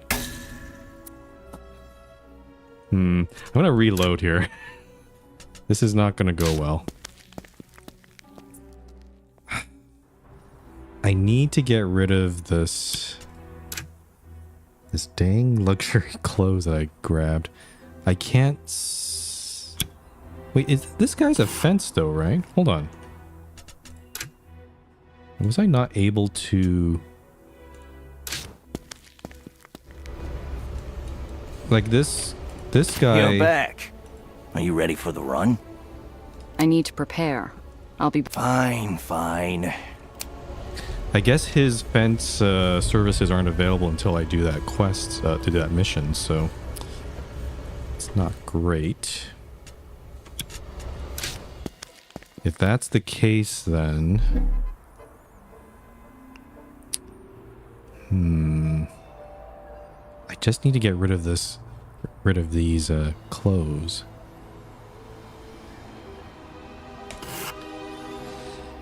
Should I try again? Again, I'm not sure how random these encounters are. Maybe it might not happen. If I do this. No, I guess. Traffic's backed up for several Okay, this is blocks. the same one. Okay. Sorry for the inconvenience, miss. I'd rather not risk the search. I do have that hooch locked up tight in the secret compartment, though. Maybe I should just let him search. I have the clothes, though. Okay, let's try this one again. That's a lot better. Okay. Oh, sir, I'm in a terrible bind. Could you help a girl out? Oh, we're going that angle? Oh, no. I hate to see a lady in distress. What can I do for you? My brother is an officer in the brigade. Today is his birthday, and I'm supposed to stop by his favorite bakery for the cake. He doesn't get much leave, you know, but the bakery closes soon, and I'm afraid now I won't make it in time. What a sob story. You're right. We hardly get any leave time at all. Have to make the most of it. His eyes give the car an exaggerated scan before gracing me with a wink. I've given this vehicle a thorough search. You can be on your way. I flashed the whitecap a smile that would win the blue ribbon at a confectionery fair. Thank you so much. I won't forget your kindness. Her personality just... She's so sweet. Oh, wow. And with that, I'm on my way. It pays to remember that most everyone wants to see the good in others. Even strangers, even soldiers. Okay, we got past that. Hopefully no more. What another one? I'm almost to Confortalas when I notice the cars behind me. Zio once told me, if someone behind you takes the same 2 turns, it's a coincidence. If they take 3, it's an attempted murder. They've been well back from me before now, but they've closed the distance. It's time to act. Oh. Is this the side quest? Because I haven't actually taken the goods yet. But they're still chasing me. They might have seen me at that location, back at the Raymond district, so maybe they think I'm delivering something, but I don't have it. Let's dodge them. Ooh, just barely 7. Nice. I know the streets better than most. After doing this for years, I realized I could feel sudden stops hidden around a bend. I can almost smell a dangerous turn. And I can taste an opportunity to slip into a side alley before anyone realizes I've disappeared. Behind me on the thruway, my pursuers pass by at high speed. I'll be blocks away by the time they realize I've lost them. I kind of wonder if I should have maybe taken the side job, or taken the actual item, since I'm heading this direction. Kind of too late now, I guess.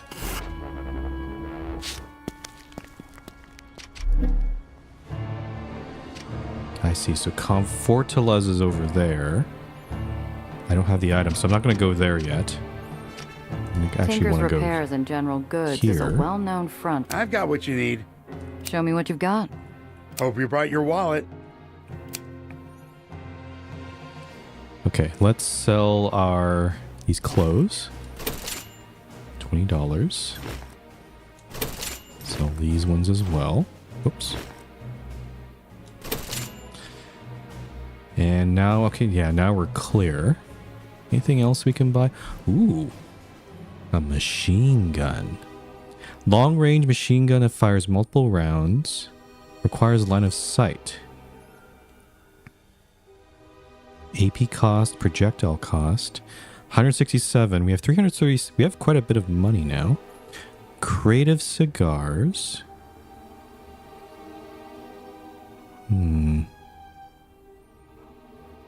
Small concealed storage compartment. I need more I need more storage, I think.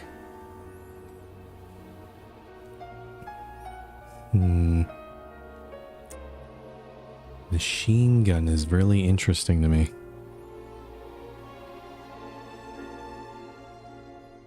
Single enemy vehicle. I'm gonna buy this small this concealed storage compartment. And I'm also gonna buy the machine gun, I guess?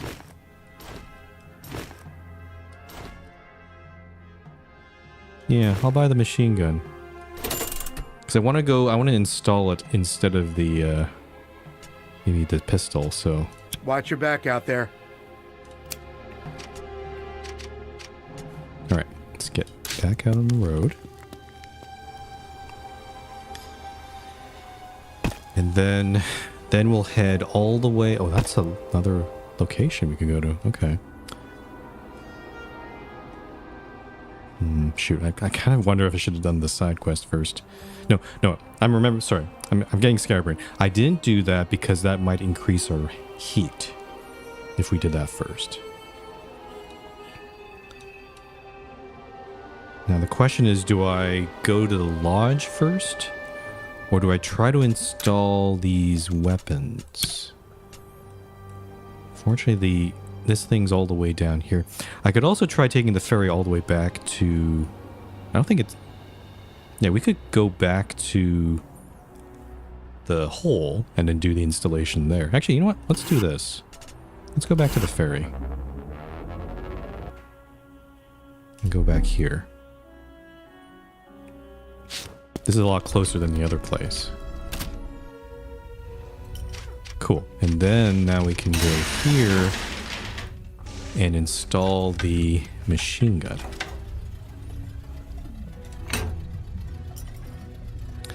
Now the question is which...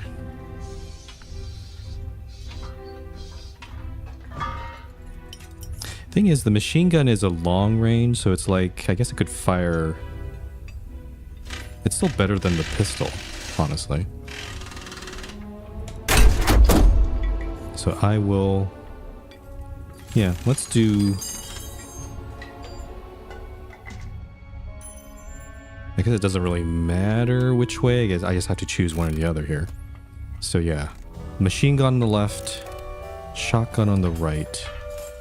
Oh, and change this to a concealed storage compartment. Got my caltrops, okay.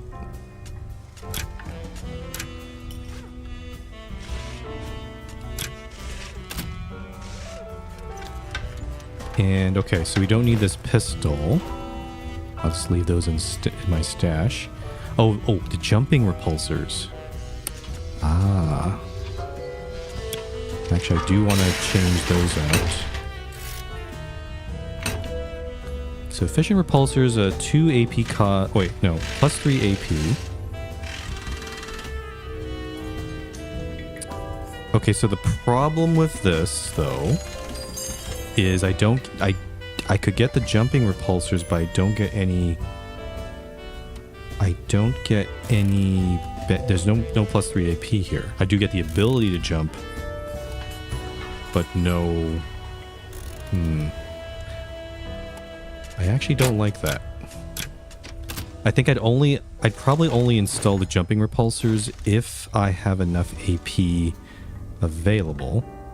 Like maybe from the engine or something, if I upgrade my engine. But I think I'm going to run out of AP too easily there.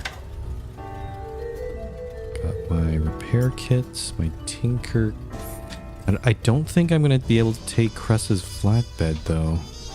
That's the question. I'm going to try moving some stuff around here. Enforcer check. Got a checkpoint. I want to make sure I have enough storage space for any rewards and stuff like that. But I guess we'll go with this. I'll move this. And actually, if I go to the flatbed,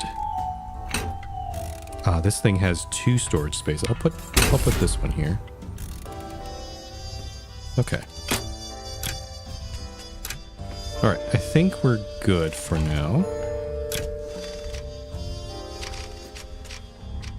And in terms of crew, we got these 2. Yeah, let's get out of here.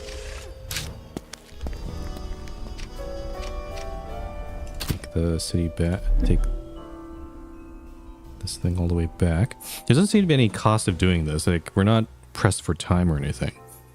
So we can just choose these quests and go wherever we want without worrying about time and stuff. Okay, so now we don't need to go down to this workshop down here. We can just do this thing now. So let's do it. We shall save here.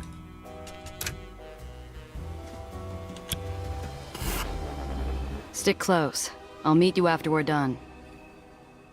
Yeah. Don't keep me waiting all night. Okay, so Cress is here, but we are separating from them.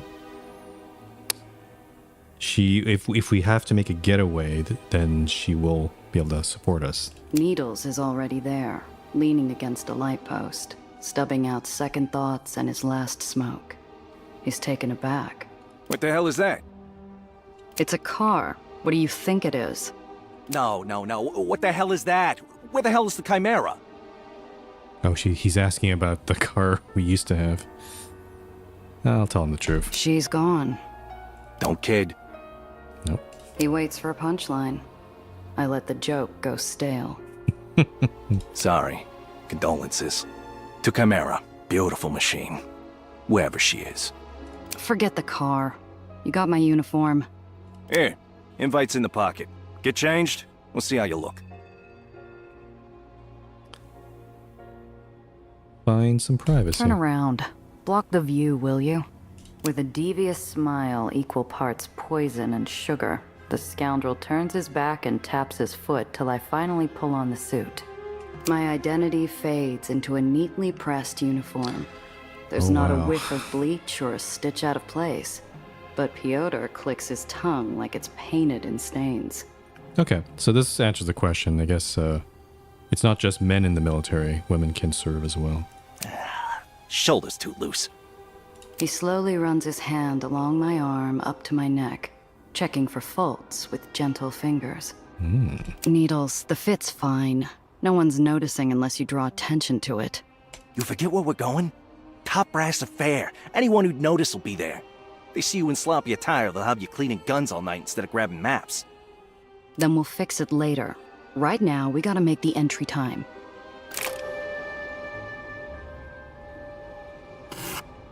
Right. So we're going to enter the gala. We're stealing the maps. And we're getting out. In and out. Should be fairly simple, but probably not going to be. There's not a lot of green in the lowers, but Santa Anita is one of the exceptions.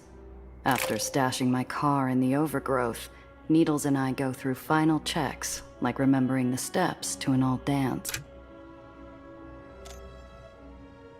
I'm just checking something here. I'm seeing like updates to other missions. I'm just wondering if I'm... Okay, no, the mission is still there. Oh, is it because I don't have Cress in my... I guess maybe that might be the reason. Hold still. I'm straight. Stop fidgeting, Lieutenant Florence. This damn shoulder stitch. Then, Sergeant Ivan Ivanovich, better make it a rush job. We're running late. How'd you get hold of an officer uniform anyway? Doesn't feel like one of yours. Ivan Ivanovich. What a name. Okay. Aw, still know my work. And didn't have enough time to make two.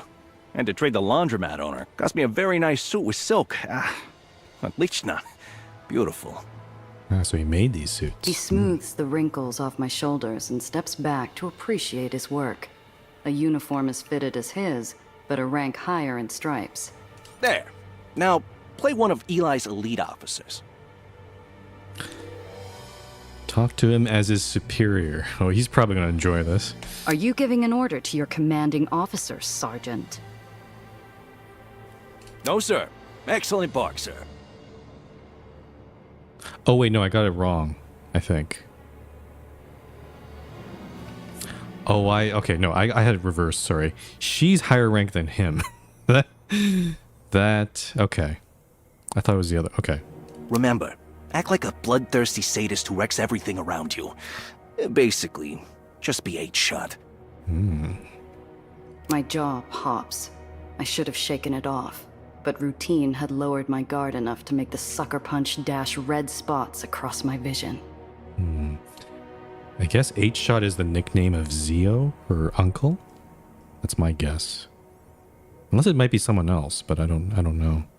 Enough. Look, I never asked to be called 8-shot. A whole lot happened that day that I didn't want to happen. You can't keep blaming me. Oh, her name is 8-shot. Yeah. I can blame who I want. 8-shot's your rep, not mine. You damn well know that's not who I am. Okay, so we're arguing about this right now. I don't know if that's a good idea. Remind him of your reliability, which is kind of shot, and then remind principles?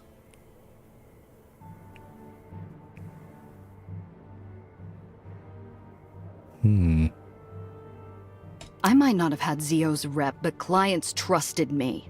Remember the torch singer from the Ruby Hair? Yeah, I remember. Lost half our pay bribing away those fixers. We kept him safe. That's what mattered. That's who we are. I get it. I'll try to lay off. At least until we're done. We're in for a long night, Needles. Don't make me shoot you before we get those maps. Anyway, the job. Play soldier till you find the maps. You signal me, I kill the lights, you grab the maps, we make for the window. Then we're free as a breeze, nice and easy, like old times. The only thing missing is... Say the name out loud? What does this mean? Zio. We share a pained look, and I'm flung into a memory. The last good memory I had of the three of us. They all work together. I see. This job's a career maker, Principessa. John Valentine's big. Bigger than anything you've done before. You pull this off, Giovanna Randazzo can stand on her own. That's cool. No wonder she believes in ghosts. There's one right here. Mr. Blanc had him on something else in High Cloud that day. But Zio trusted me to handle the job with a whale. A client who might have made us kings. I still think about what he said. You're nothing without your reputation. He said that, but we both know Alfonso leaned on his charm. Peddled more of his crap being glib than his rep ever did. Remind him of Russian lessons with Zio. Remind him how you started working together. I distinctly remember you saying our first gig was a one-off, and somehow your mug kept turning up. He had a good sales pitch. Come on, Needles. Our next job is the Crystal House. Be our third. Dress up, have fun. We'll be able to afford top-shelf drinks by the time we're done. You Randazzos were good to work with, even if you always played hero. You remember a lot for someone who said he wanted to forget. It was from before we got matching scars, Malaya. It's a bittersweet reminder. A temptation to linger or lean closer. But I'm pulled into another memory. I'm standing with 2 glasses of booze at Zio's headstone. Piotr was off getting loaded at every dive he could find. Why'd you skip the funeral, Piotr? Oh. His eyes shut. Whatever closeness Zio's memory gave us vanishes. You want to spend the night chit-chatting? No? Then let's go. Uniform's good. Fine. We've got a party to hit. Yep. There's definitely been a lot of history with these 2 or 3, I guess. Somehow I kind of feel like Needles will probably... This won't be the last show of Needles. I think he'll come around. He just can't stay away. Alright. So we're outside the lodge. Got a lot of things going on here. The landscaping's nice. Everything runs quiet here. Despite its past, this is orderly ground. Doubt Eli would settle for anything less than perfection. They say the ink on the peace treaty was still wet when the bomb went off. Took out most of the old guard and any remaining sense of honor among their rank. Okay, so that's referring to, as was a brief mention during the parade, they were trying to, I guess, they were in peace talks with, I suppose, one of the other two islands, or other two parts of the lores, and there was a bomb that went off and it killed a lot of the military, and that pretty much dashed any hopes for peace at that point. White Street salvaged train cars when they went the way of the horse carriage, ripped out the insides for parts and repackaged the bodies into buildings. Oh, that's cool. So you can live in a train car. Compared to the steady murmur of voices and revelry up the hill, the train cars building might as well be a wallflower. Quiet, unassuming, and far away enough that no one would notice if I took a quick peek inside. Okay, it is a 12. So, unlike the previous Phantom check that we did, a lockpick check, this one's pretty damn difficult. I need to roll a 9 or higher to get this.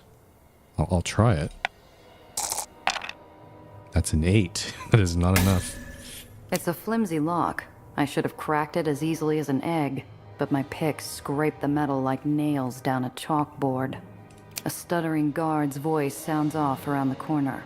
I dust and leave her with nothing more than a ghost story. Okay. Well, I'm just gonna live with that failure. That's fine. I might have gotten some sick loot from that, but all right, let's do it. Oh boy. We step into a vision of order, unity, and victory. Streaming banners, pristine uniforms, success stories painted on the walls. White Street's officers are lush on the atmosphere as much as the drinks. Attention! The General! Dozens of boots all stomp into form. Perfect, immediate obedience for the man at the top of the stairs. The Baron of White Street, General Eli Tillinghast. My friends, tonight is for you. Tonight we celebrate our victories. As we speak, our forces liberate the islands of Fresh Pond Park, returning them to their true home in White Street. So it's not really clear how many days have passed since the parade, but I'm just a little worried that... Would this guy, would the General recognize our face? Because he did interact with us directly at one point. This city is a cesspool. For too long, its people have drowned in complacency, greed, and filth. Through our efforts, we will save them.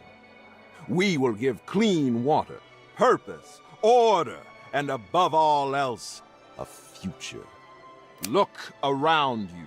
The Lodge was once the place of our greatest betrayal, a bombed-out monument of futile calls for peace. Now, it is a symbol of rebirth, thanks to our new Aether, thanks to you. He strides down the stairs, each step a victory, each step assured and heavy. He scans the room with a smug smile and enters into the crowd. Each of you have sacrificed much, have fought hard and longed for a brighter future. Sir, what future do you see?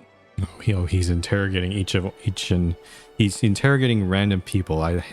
It's like when you're in a classroom and the teacher calls on you. I hate that so much. A future where we finally bring peace to the lowers. Excellent. Peace is within our grasp, and then all this useless bloodshed can end. And you, Lieutenant, What is the future you see? No, oh shit. The general lays a gloved hand on my shoulder, firm and blistering. His eyes focus on me alone like a dozen spotlights. I sweat under the heat of his glare. Okay, so unfortunately no smooth talking here, which I guess doesn't make sense. I can't do this check because that's really bad. We have to go with strategist. I could probably, I'm a little scared I'm going to flub this up here. Oh, okay, no, easy. Sir, White Street will be an inspiration to the lowers. No more will we suffer rot and complacency. No more will we struggle to breathe. We'll lead the city to a promising new future. Well spoken, Lieutenant. They call us monsters, tyrants, warmongers. They're wrong. We fight only to defend this city against the muck. We will preserve civilization while restoring it to its past glory. Blah, blah, blah, blah, blah, blah, blah, blah. Ugh. However, tonight, you will drink, rest, converse amongst your comrades. Look forward to a future where these nights are common, at ease. Yeah, this is pretty much very, I think I'm using this term correctly, jingoist. Like it's very, yep, we're the good guys. We're gonna, we're gonna bring peace to everyone. But no. Okay, so the maps are in this door. There's needles. Oh, there's a lot of interaction points here. Okay. Let's save here. This seems, I feel like a lot of these things might be helpful. Got a statue. We can interact with this soldier. We can speak with some guests. Actually, several groups of guests.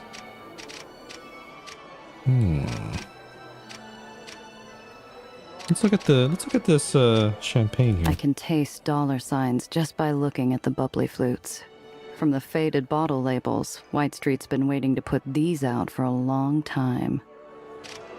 One of the tables is a picked-over patch of empty glasses and half-finished trays, but not everything's been touched.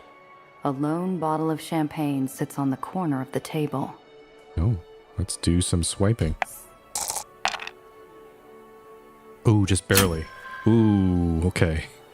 I find an opening in the form of a drunken lieutenant being gently guided outside. While his stumbling steps block the table, I sweep past, snatching the bottle as smoothly as a hawk. Nice. Oh, we got some top shelf liquor. This is the same item we got at the beginning of the game, so this might come in handy later on. All right. How should we, let's look at actually there's a window up here. Our way out. Hate leaving someone else in charge of the exit plan, especially if it's needles. Wait, really? Are we? Our way out. We're going, surely we're not going out the window. That's a bit overly dramatic. God sent an angel of death the day of the bombing, and White Street kept her as a reminder. A memorial to those lost that day. Okay. We lost good men that day. Every one of them. Among our best. I don't hear the older officer's approach until he's at my shoulder. His voice is a light touch against the pomp of the lodge trumpets. My best friend, Rogerson, was among them. He fought to be in the room that day. Was convinced only he could negotiate true peace. He still serves, but as an ugly reminder of that day. What do you think of it, Lieutenant?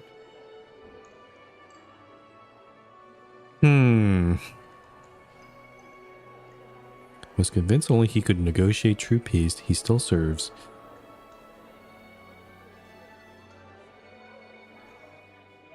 It's a sobering sight. Eye-opening, sir. Seeing the damage tells me more than a speech ever did. An insightful observation.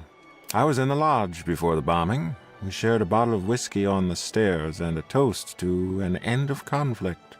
It is difficult to imagine the same toast today. Thank you for listening to an old soldier reminisce. Go enjoy yourself. The General's orders.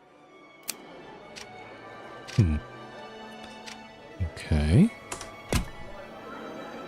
I'm gonna try... Did you hear about what happened to Sergeant Major Lutzko?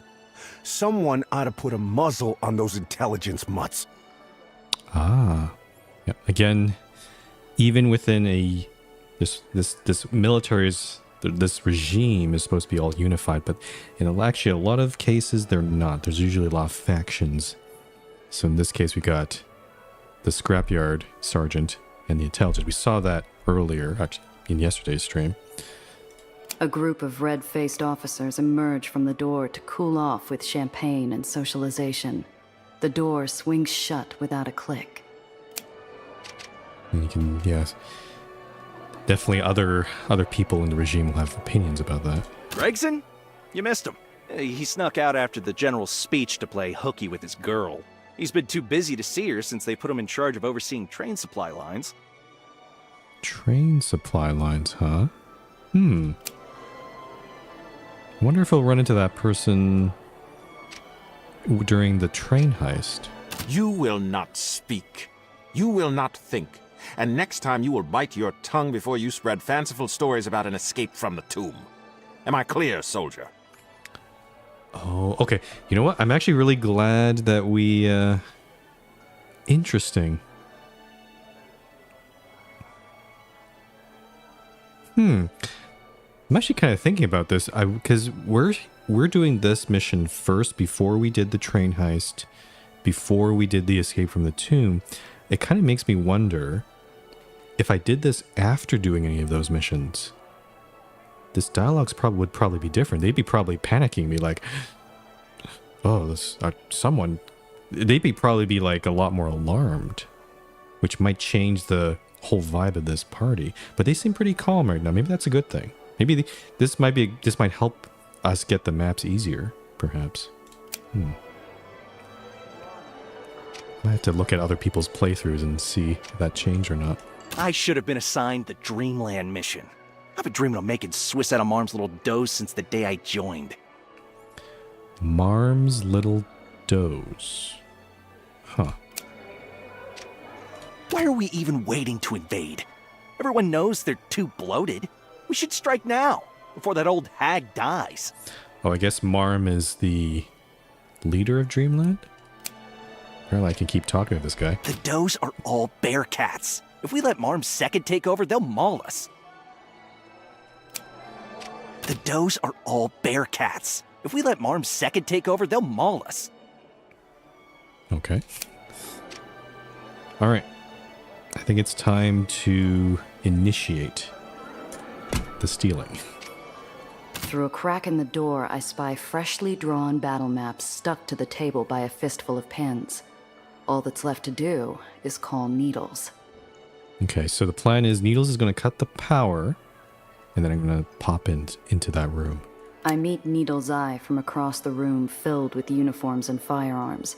He gives me the signal while he fades from the crowd to do his part. My muscles tense as I angle for the door. The lodge goes dark. The officers fight to control the ensuing chaos. Meanwhile, I rush the map room, swipe the maps, and return to the halls faster than a blink. Needles is just as quick, already at the window. Oh, okay, so we are using the window.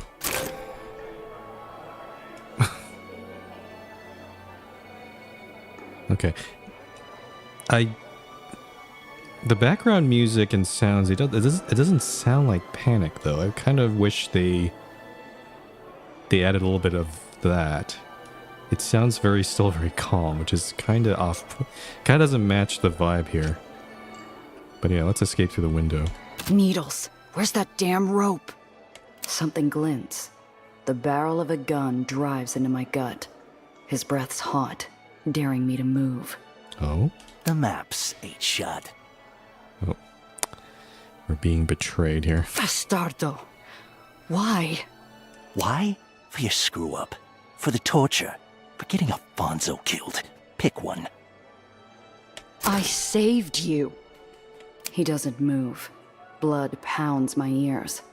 I remember why I didn't want to go to Needles while I shoved the maps into him. I hate that I trusted this man. But more than that, I hate how I had no choice. Oh, these are interesting options. We can threaten him. We can tell him to back down, or we could actually hurt him. Though that might blow... Hurting him will probably blow our cover, I would imagine. I'm gonna try the diplomatic route again. Don't do this. It's not too late, Pyotr.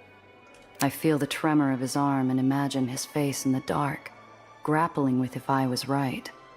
Before an answer, an apology, or even a goodbye, he's gone. I bury the hurt of betrayal under 6 feet of urgency as the lights switch on and I head for the exit. The only thing blocking my way is a junior officer. Halt! Everybody stays inside until the lodge has been properly swept. They've discovered the maps are missing. Claim you have to leave for the Dreamland mission. Use authority to make him back down. Interesting. And these are unlocked because we talked with him. Though the Dreamland mission hasn't started yet. Right? We know that they haven't invaded Dreamland, so I think this is actually, this second answer I think is a trap. We should not choose this one. I'm gonna try this one. Are you defying a superior officer, soldier? Move. Sorry, Lieutenant, sir, but orders are... Smith, your commanding officer has given an order. Move before I throw your insubordinate hide into the tomb! Yes, sir. Apologies, Lieutenant, sir. It's a smooth exit. My heartbeat slows to a comfortable tempo as I hear nothing but fading murmurs. That went well. Okay. Oh. I'm clear. I get a whiff of sweet relief, but my breath catches at a pack of White Street officers. They don't see me. Their fangs are already bared at the man cornered between them. Oh, he got caught. I saw it briefly before the dialogue showed up, but... Oh, this is interesting.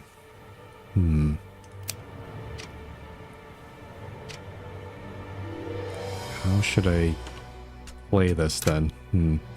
Let's save here. Oh, and look at the mission.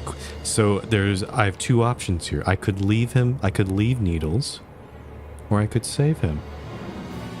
I think we're gonna try to save him, even though he did betray us. Let's try this again. Where were you running off to? Out for a smoke. Need the details of my piss, too? The itch I got from the bushes? Check him. The teeth come down. Needles flinches. He's fighting to keep that cocksure glare, but I see the whites of his eyes. He knows he's one bad move away from a dead man. It's the second time I've seen Needles make that face.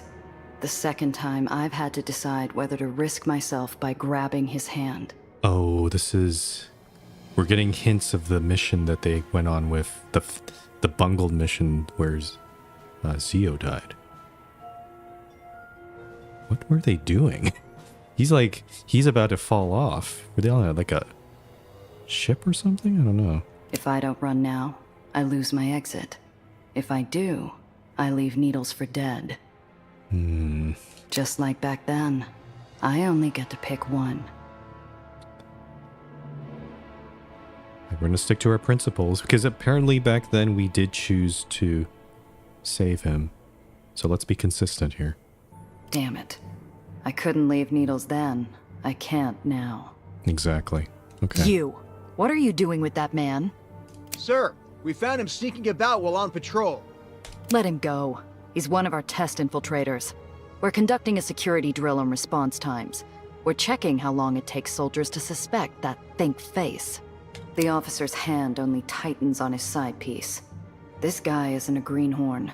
He's not letting a suspect go without good cause. Okay.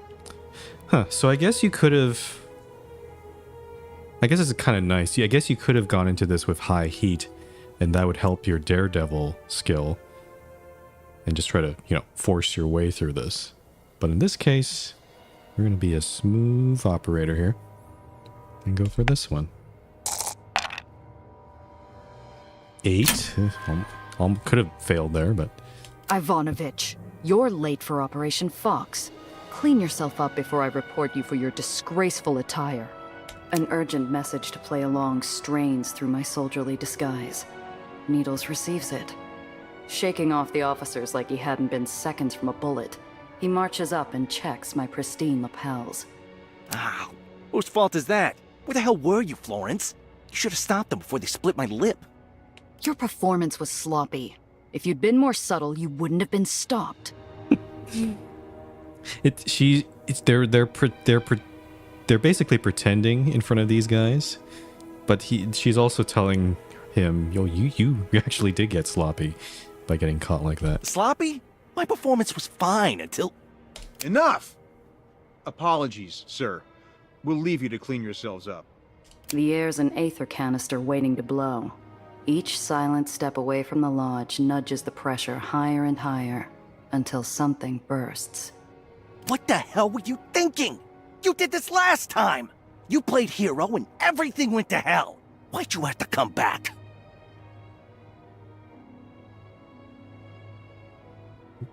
The least he could do is say thanks. Like, come on, dude. What is wrong with you? That what this is about? You trying to make me feel bad I saved you? I don't pick cargo over my crew, remember? Yeah, Save it. You owe me double. You're going to pay up, and then you're going to get the hell out of my sight. Mm-hmm. We got leverage on him. That's not bad. Needle's response hangs from his mouth. Insult, retort, plea, apology. I don't find out what. He shuts his mouth and locks it away behind a tight nod. In this line of work, sometimes the best outcome you get is the one where everyone walks away. First chance I get, I'm dropping you off. You can find your own way back. Just don't get killed. Gia! Oh. Uh-oh.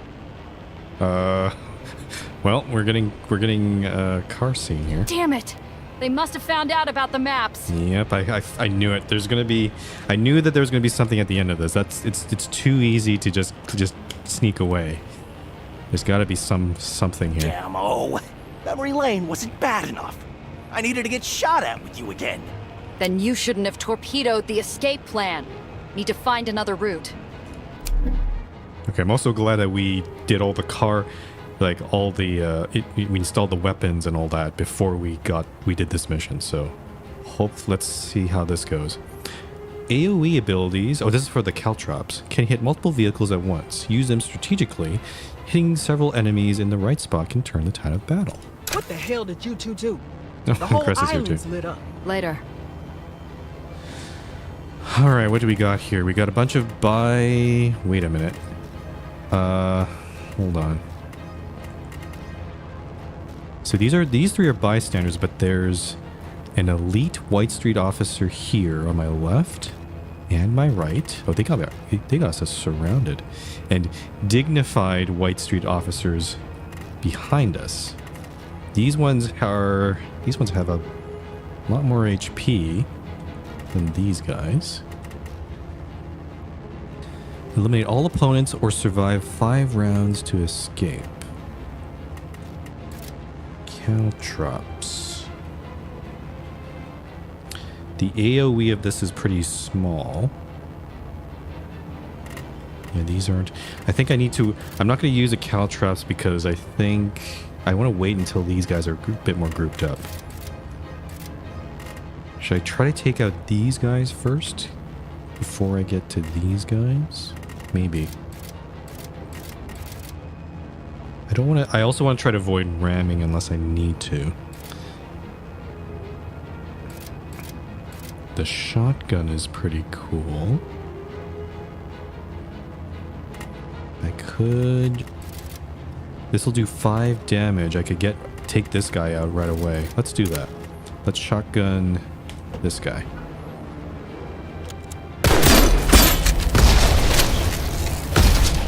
Okay.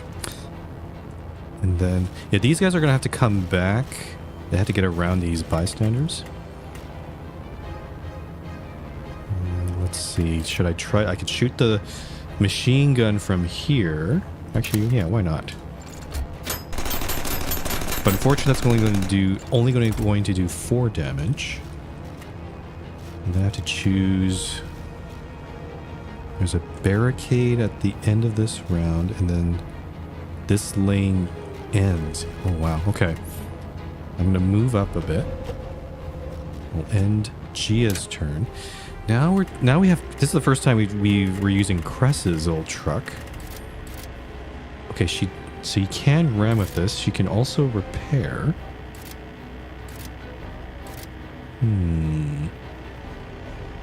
I could plop down some caltrops onto this officer, just get rid of him right away. I think I'm actually going to do that. I'll go... Oh, I see the AoE effect here.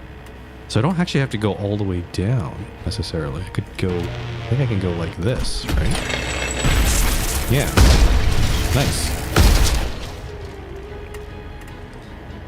And then where should I go, though? Because I don't want to get... I don't want to get damaged too much here. I don't want to be a sitting duck for these guys to come down. Maybe I'll just sneak...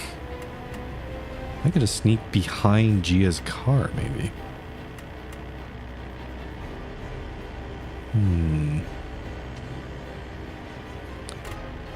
Where should I go here? I'll do this. Yeah, I'll just sneak behind here. I want to make sure that we're on the same, because this road's going to split up, so we're going to at least be on the same side, same road. Okay, let's end here. Honestly, this battle system's pretty cool. I like... Oh, he got hit there. It's pretty, these battles are actually quite fun. Okay, here comes this guy. Oh, he has Oh no, what is that? Some sort of gun. And this guy, okay, he jumps over. He's over here. Okay, so here's the problem. What's coming? There's a barricade on the... Are you serious? There's a whole barricade on this right road. And so these bystanders are going to get hit by that. It's probably a good idea for us to jump. Let's see, the jump is going to take 8 AP. So probably the best idea is to try to shoot and then jump. But... Oh, I'm glad that this guy came here. That means I can just shotgun him. That's going to be... Oh, that's perfect. Yeah, 8 plus 5. So I'll spend 5 AP to shotgun him and then jump. And I can actually jump further back for some savings. But I don't really need to do that. Yeah, I'm just going to jump right here. Whee! Okay. So in my turn. Now, unfortunately, Cress can't really do very much here. She could ram one of these, but that's only going to cause 2 damage. It's not enough to... This barricade's also going to do 2 damage, so that's 4 damage in total, but this is only 5. This guy only has 5 HP, so it's not enough to kill any of these. I could jump over and then heal Gia. That might work. Let's do that. Oh, I don't have enough AP though. Shit. I'll move over here instead then. I did not calculate that properly. Ooh.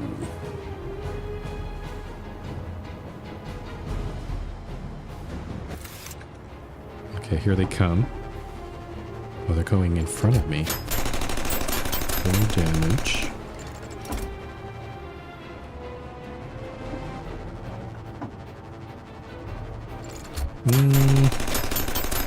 Okay, I'm taking a lot of damage here. I'm a little concerned here. Oh, there's more officers? What's this guy? Yeah, oh, there's another one coming in. Yeah. Oh, and I can't heal in between. Oh, this is actually going to go very badly.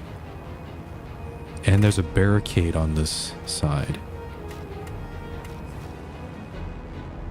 That's not good. Can I caltrap? Unfortunately, Cress is there.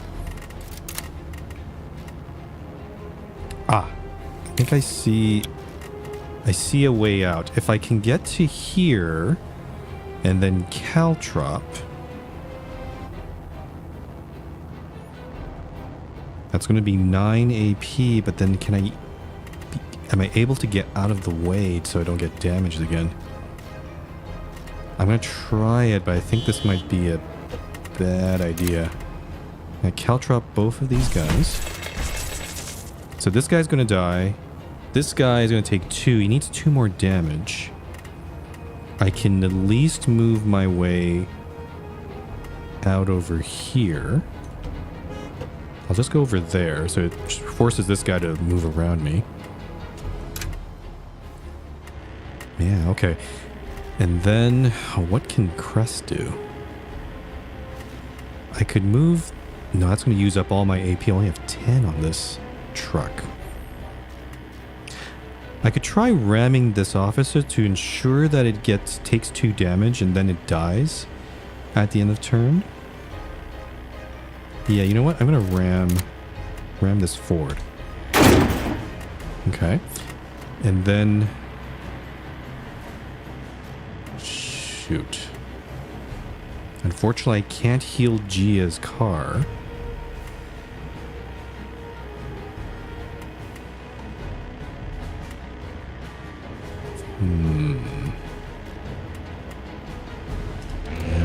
I wish I could... I wish I had enough AP to heal, but I can't right now. This is actually getting quite difficult. Oh, good. Okay, the bystander is moving there. Both of those get destroyed.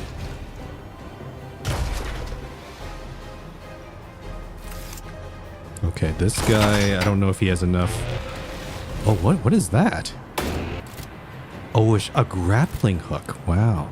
Okay, I'm glad he went for Crest instead of me. It means I can spend the time to heal a little bit. Oh, we're also on a barricade. Oh, damn it. Shoot. That's really, really bad, actually. So I can go down to here for 2. Jumping will cost 8. That leaves us with 3. So I could do here, caltrops, and then jump. I think that should work, right? So caltrops, and then jump.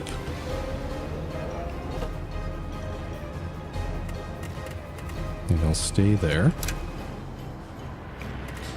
And for Cress, I can do caltrops from this location. Ah, shoot. No, oh no, I don't need to. This officer is going to die anyway because of the barricade. So I can just, yeah, I'm just getting out of here. I'm jumping. I don't want to take any damage.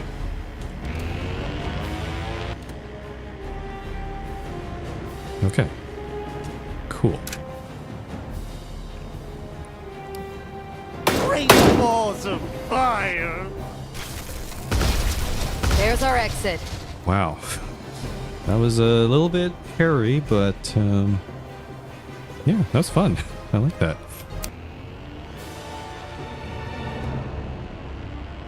I guess that makes yeah, unlike other battles where you can heal in between with like potions and stuff. In this case, you gotta be a lot more careful about how much damage your car takes. Crest can heal, but unfortunately, I never got an opportunity based on positioning to do the healing ability. So it's kind of almost dead there. What do we got here? 32 scrap metal, cigars, nice. We can use that to bribe officers. Matchbook. Reroll a smooth talker check and... Oh, a machine gun. I have one of those. Oh, okay. Another one. I'll take that. Why not?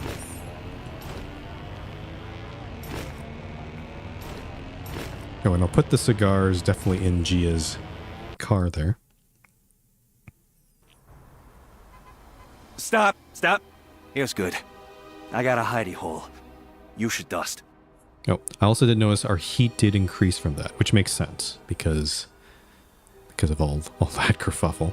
He's gone the moment I take my eyes off him, but Pyotr's voice trails back like cigarette smoke. Don't get yourself killed, Milaya. Cress pulls up shortly after. One appraising look later, she settles into the cooling seat. So, rough night. That's an understatement. Yeah. How you holding up? We made it out alive, and I got paid. That's better than our last job. $200, nice. And a level up. Yeah. For all it's worth, that went pretty well. Wow. Okay, so our car, unfortunately, is pretty beat up.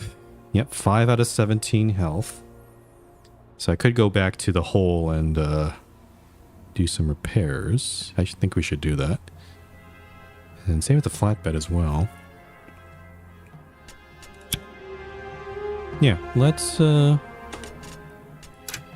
some repairs. So the next mission after this, I'm thinking we still are at a low heat, right? We still have the +2 benefit to hustle checks and -2 to brass. So I'm kind of thinking maybe we do the prison break next, or we could do this thing. I'm trying to think the side quest there.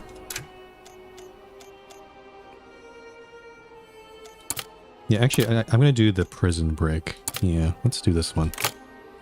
But we'll do that after we go back to the hole here. So let's go over here.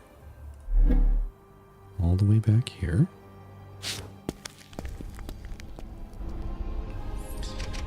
And then... Oh, maybe we should do some buying and selling here. Improve stock engine. I can probably buy this. It's actually not that expensive.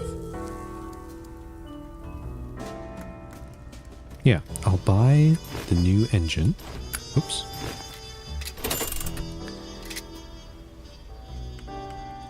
And so now I have 2 machine guns. One of them's installed in the car. I kind of like the machine gun. It's... Oh, the thing is, I'm just thinking though, because right now, so far, we've fought with soldiers. One of the cars is like 5 HP, the other one is 10. So having the shotgun, since it does 5 damage, you can like one-shot one of them very easily. But this only does 4. It's a lot more flexible. But I don't know if I want to just... I was thinking maybe installing just both machine guns, but having a shotgun is not bad too. I could probably just stash this instead. And just leave that alone for now. Yeah, I think that's what I'm going to do. So... There's nothing else to buy here. I go to my stash. I'll put the machine gun in here. If I can get it in there. There we go.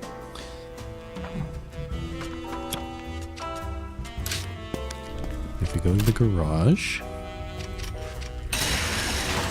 Oh, let's do repairs first. That's more important. So this one doesn't cost any dollars. It does cost scrap, but we have quite a bit, so why not? Nice. Oh, and yeah, we can also, I forgot, we can scrap parts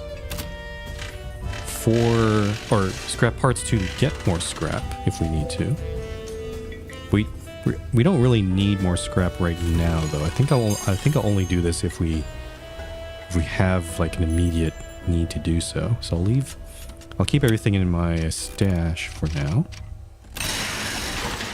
Okay, so yeah, so I did notice that this truck had difficulties jumping. And I'm kind of wondering if the jumping repulsors might be a good thing for it. These repulsors have an overloaded capacitor providing the ability to jump during combat. But this one says only jump over a car. It doesn't say jump, like it doesn't, I don't know if it counts for jumping across roads. I don't know if it helps with that. So maybe that might not be the best choice there. I could install the improved stock engine. Stock regular. Oh, I see. The only improvement we get from this is just plus one more AP. So it's not the greatest thing.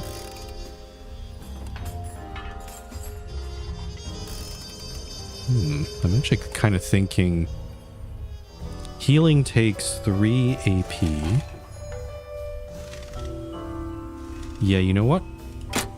Because we saw a lot of jumps. The jump took like 8 AP, and then the healing ability takes 3, which would be 11. But we only have 10 on this truck. So if I get this up to, if I can get this up to 11, then the truck should be able to now heal and then jump.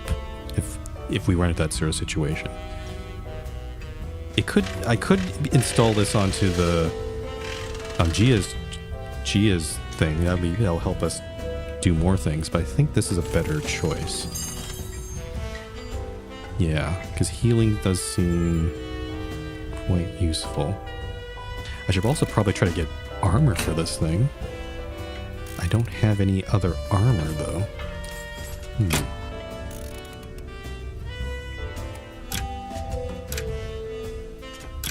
I didn't see any armor for sale in the shop, unfortunately.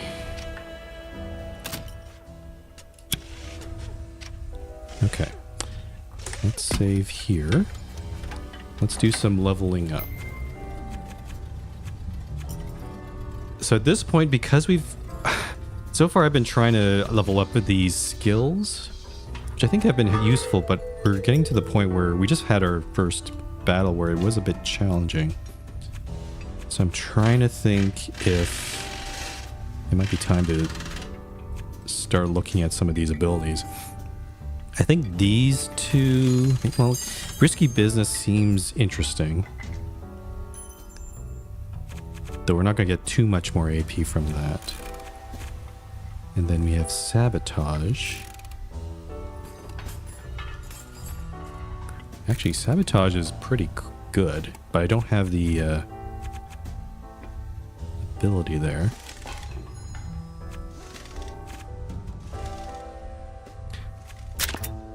I've already given. You know what? I'm just gonna do this for now. I'm gonna give Strategist to Cress, so we're all balanced out now. She has all +1s all across her board. And then for Gia,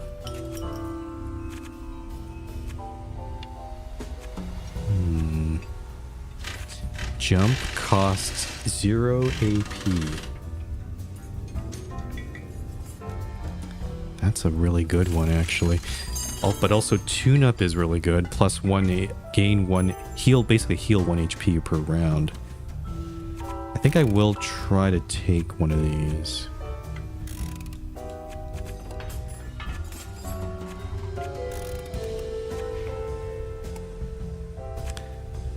I'm gonna go for jump. I'm gonna see. I hope this means I can jump across roads without any issue. So I'm gonna unlock Leaper.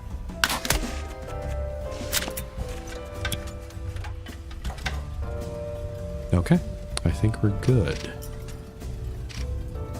I wish I could find where to buy armor, though. I'm just gonna double check again. Tier 6 doesn't have armor for sale? No armor. So I guess for now, Cress is not going to be able to have any armor on her truck. Yeah, okay, we're done here. Let's go back.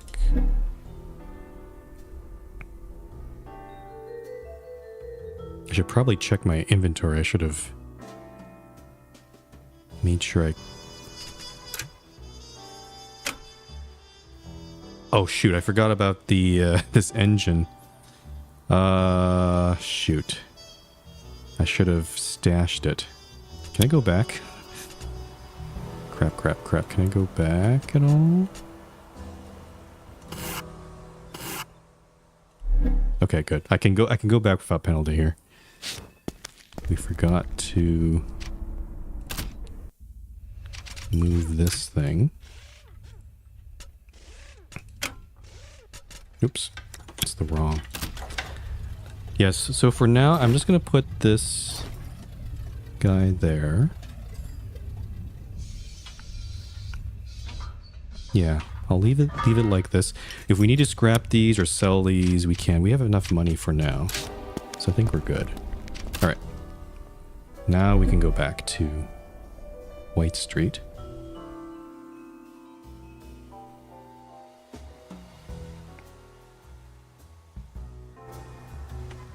I'll save the game here because there's probably going to be some random encounters on our way to the prison. But let's head over here.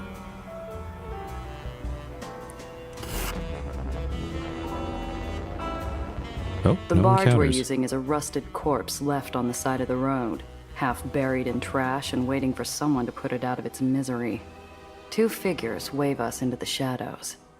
Chris, you brought her along? Oh, Alexander's here. Watch tone, Alex.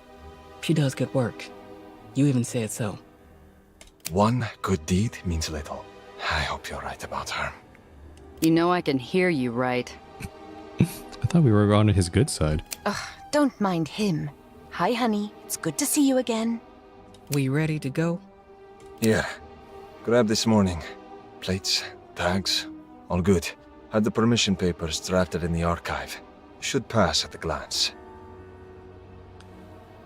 Let's ask about their involvement. You two are a long way from home. How'd you get roped into this? We need to do something. This is how we make things better. His wife's earnest response freezes the snide remark lurking on his tongue. They do the same for us. Even if not, they don't deserve to be there. Simple as that. How'd they get the barge? How'd you nick a whole barge out of White Street? We took it off a driver who parks near the free home. He likes a drink before his shift. Oh, okay, we stole it, huh? He's still asleep. We finish this right, he'll never know the thing was gone. Oh. Okay. Let's do this. Oh, starting this job will prevent you from returning to the hole for a short while. Well, I better make sure I'm ready for this then. Okay. Press, time to go. Get back safe. We'll bring everyone home. Thank you, and you too. Be safe, please. We don't need anything happening to the both of you. They unveil a hatch behind a pile of dirt and steel. Within seconds, they're gone. Gia. Most of the time, Cress has a hardened shell, prickly to some, impenetrable to most, built to protect against the world.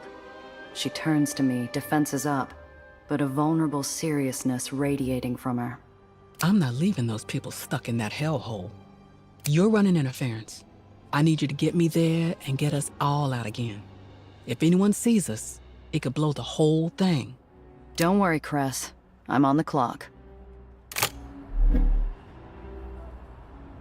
Okay. So we're escorting the barge to the prison. And we're gonna just get them out of there. There's some sort of encounter on a side street in between from here and there. I can't get around this, I think, so we're just gonna go straight there. I'd hoped for smooth sailing, but the lone guardsman up ahead poses a problem. He's bored, waving his gun around like a toy, looking for anything to make the night more exciting. He spots me. Damn it. I can see the barge moving up the ledge of the island, nearly within sight of the guard post. I have to keep the heat off us. Okay. Gonna do some more smooth talking here, I think. I do have the option to give him a cigar, but I want to keep... I only have one of these, actually. So I want to keep that in case I really need it.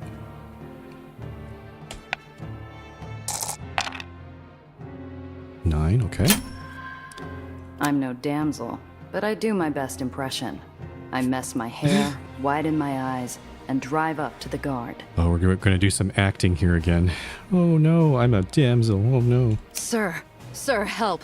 They're after me. Bandits, thugs, evil men. They're right behind me. I only just escaped.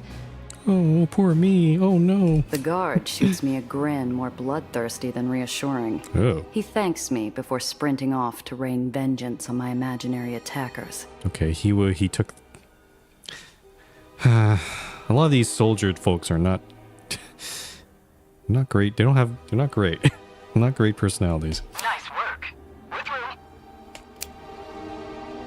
Alright, let's continue. Uh-oh. Oh, A surprise. sudden inferno catches my eye.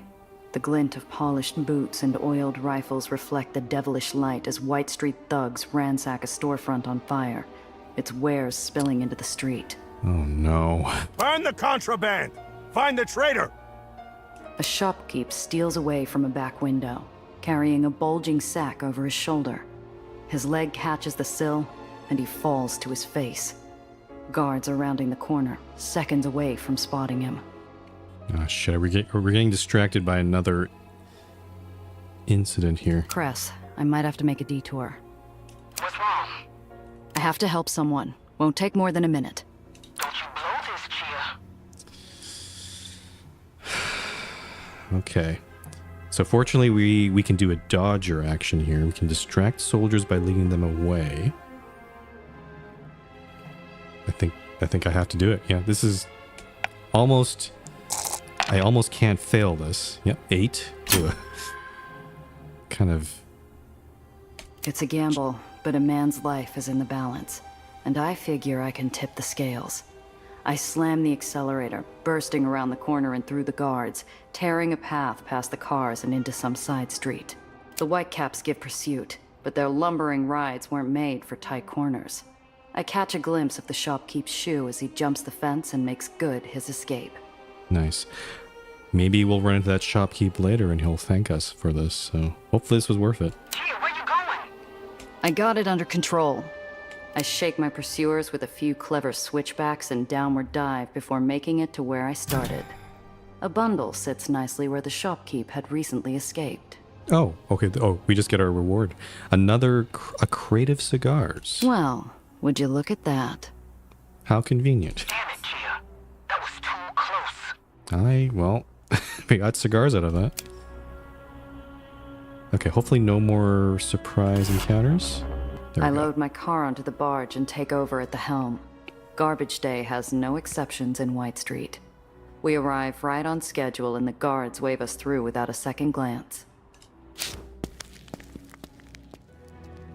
An enormous inverted headstone. The tomb is a grave marker for hope. The only way out is down. Nothing and no one gets out, unless they're dropped to the earth thousands of feet below. Yeah, they did mention this prison was upside down on the bottom here. The clock ticks.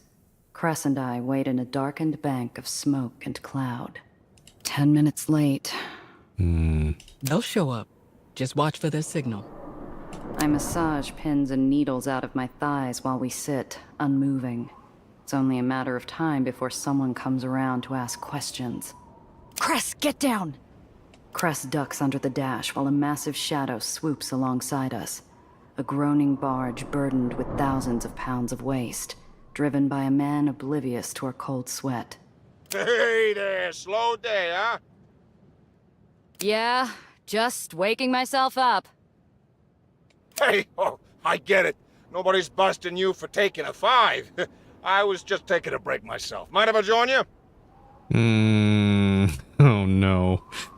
Oh no, this is... Oh, we gotta play it cool here. Oh no. He's probably just he's a bystander. He's just coming in and be like, I'm just doing my job here. Something shines in the darkness behind him. The signal? My heart's in my ears as I figure out how to move the barge captain along. Okay. Get rid of him. Warn him you saw intelligence officers around. Tell him to slack off elsewhere. The second answer seems a bit rude. I don't want to be rude to him. Let's do this. Even though this is a lie, it's, I don't want to be rude. Word of advice. I spotted officers circling the area. They won't take kindly anyone slacking on duty. Intelligence officers? Here! You're pulling my leg. It's been quieter than a cemetery. Ah, shoot, he doesn't believe us. Just up on the east ledge. Probably planning a surprise inspection. I'd beat it. Good tip. Take care, friend. They'll ticket you for anything. Dirty magazines, parking, painting your neighbor's dog green. Okay. The barge pulls away and Cress unhides herself while I hunt for the glint of signal light. Whew. Okay, there's a lot to interact with in here. So let's save again.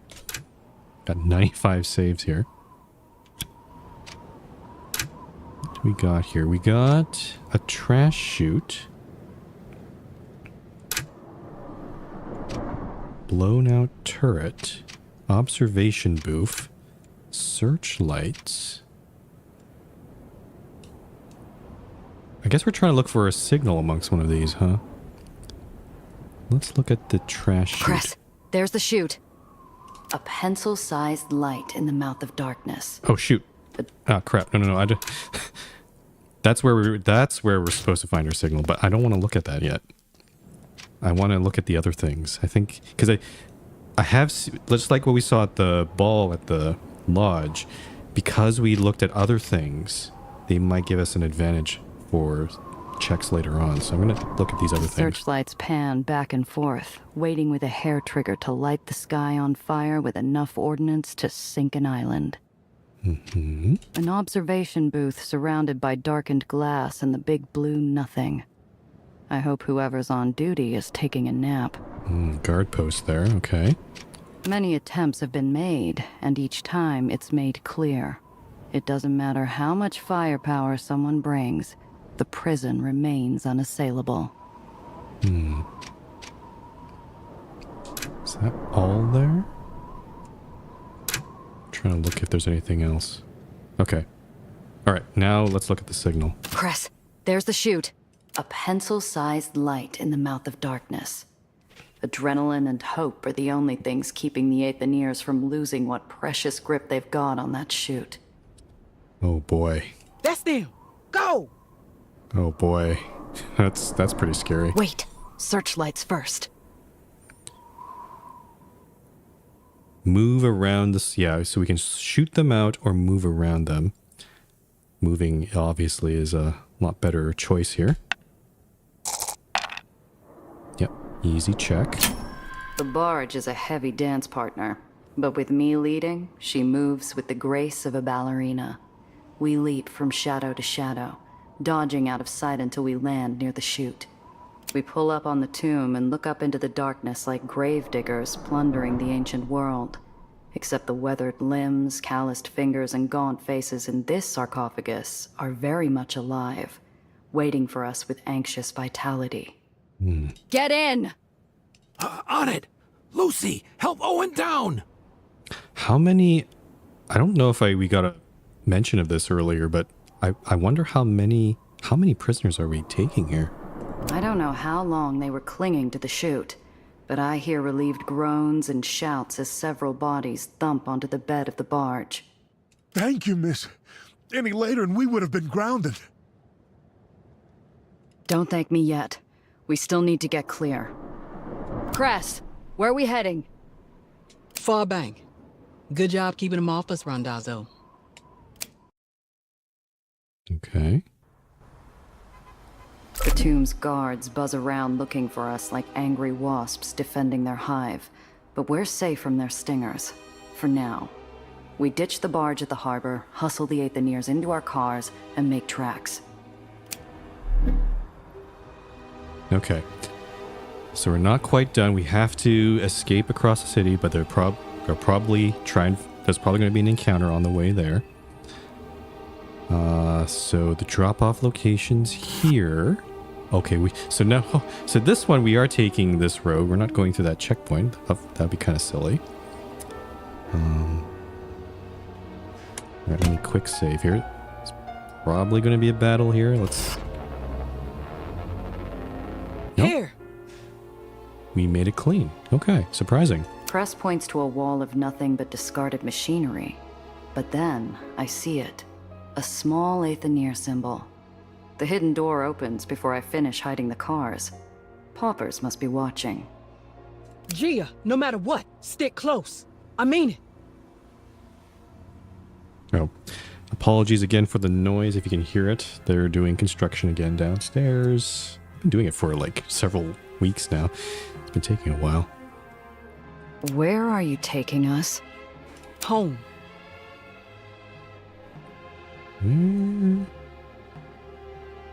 Oh. One prisoner transport added to inventory. We got a car? Huh. We got another car to play with. Cress is my only point of reference as we navigate the Undercity. A maze that winds and bends in the dark blue light flittering through gaps in the brick and machinery. We reach an unmarked door. Watch your eyes. A hidden cityscape, bathed in aether light and rhythmic machine sounds, spreads out before me. I exhale an appreciative whistle while I blink the dots from my eyes. This is pretty cool. Not what you were expecting. Nice. 252. That's another level up.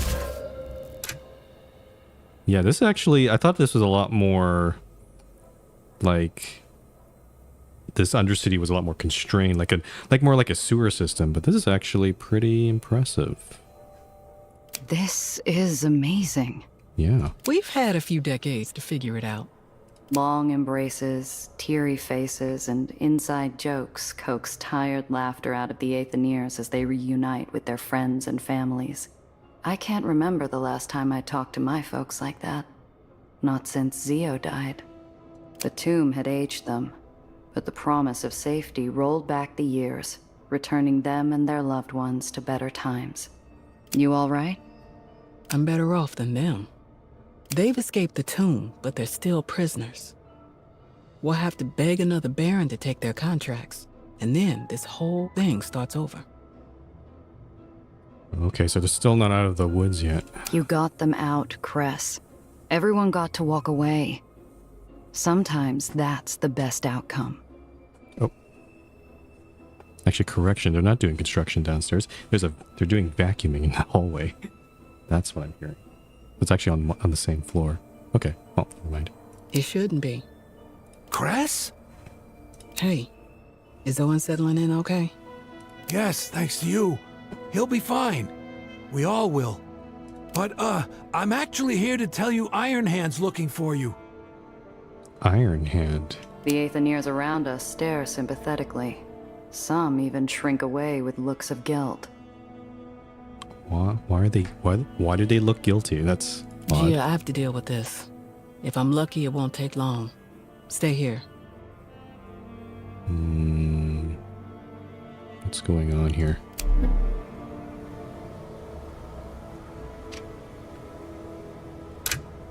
Oh, they have a garage too. Okay, nice. We don't have to go all the way down to the scrapyard. We can do repairs here as well. Let's take a look here. Sam, Alex, Maria. Oh, okay. Aether Rat Kids. Pitch Penny. Play? What is this? A pitter-patter of coins clink across the metallic streets. I watch as a group of Aetherians take turns pitching coins at a tiny basket on the wall. Oh. Okay. This is instant success. Room for another? Despite a flicker of wariness, my arrival with Cress must have bought me enough goodwill. I get calls for good luck as I line up my shot. Like a bolt from Zeus, my coin hits the basket dead on. I get a clap on the shoulder and a hat's worth of winnings. I got $20 from that. Nice. Okay. Can I keep doing it? I don't think it would be a good idea to do The it. game though. of pitch penny's still going, filling the hat with a fresh pool. Oh, I see. The difficulty increases as you keep going here. Sure, I'll try this one. Oh. I throw a hard curveball. The coin skitters up the wall and flips, off the iron wall, off the brim, and into the waiting basket. Okay, I'm gonna keep doing this The until rain it of starts. coins slows. The group thins, but one of the stragglers waves me over, Oh. inviting me for one final game. Sure. Easy peasy. Practice makes perfect. I feel the exact point to throw, the exact force I need, but a speck of dust catches my nose. Oh, what? That's not in the text. No. I think they put in the wrong voice line there. The text did say I actually got the shot, so I think we made like $60 from that, so it's not bad. All right, let's Aetherians start young. They learn to take your car apart long before they develop their whitewashed eyes. good to know. I hear Alexander and Maria's voices drift over from the shop. Despite their hushed tones, it's not hard to guess the source of their concern. Not good. They need food, bandages, water, but we're stretched so thin as it is. It can't be helped. They're family. We'll find ways to survive. It's what we do. I never wanted to bring our child into a world like this. I didn't want them to just survive. I wanted more. Better than what we have. Lexi, we'll get through this. We're going to make a better world together for all three of us. We still have options. Don't give up hope yet. 3 of us. Do they have a kid? Do they have a child? Alexander rests his head on his wife's shoulder. They're lost in a few moments of peace. Just the 3 of them. Oh. Whether it's the quiet or the exhaustion, there's no anger when my presence intrudes. I completely forgot from the last stream, she's pregnant. It was briefly mentioned in our first conversation with them. It was not explicitly talked about, but Gia did notice that before they sort of try to hide it. Topsider, you pulled through. Thank you, truly. When we lost them, we almost... You don't know how many spirits you've lifted. Thank you. I'll give Cress the credit. Why not? Cress was the one running the show. I just did what she asked.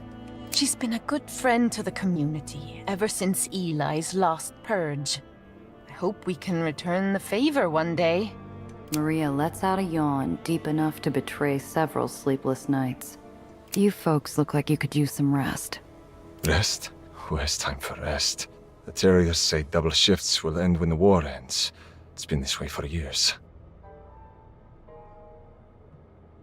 It's a long time. It didn't used to be this bad, even for White Street. But after the bombing at Santa Anita, the priorities changed. It does make me think that bombing that happened, we haven't got really any hints of who did it. Though in this case, maybe in terms of from the opinion of the state of the general, it doesn't really matter. It was enough of an excuse to just, not go down the peace path and just continue their warmongering path. But we don't have any hints of who did it. It could have been this, the general could have, did a self coup in a way and planted the bomb himself. It could have been the anarchists. It could have been another nation. It's hard to tell. But I guess in the end, it doesn't really matter. Because that's, you know, just the way things went, I guess. Eli took off the sheepskin. That's what changed. He was looking for an excuse to go back to war and dragged us with him. Ask what it was like before the lodge bombing. White Street's always been a powder keg.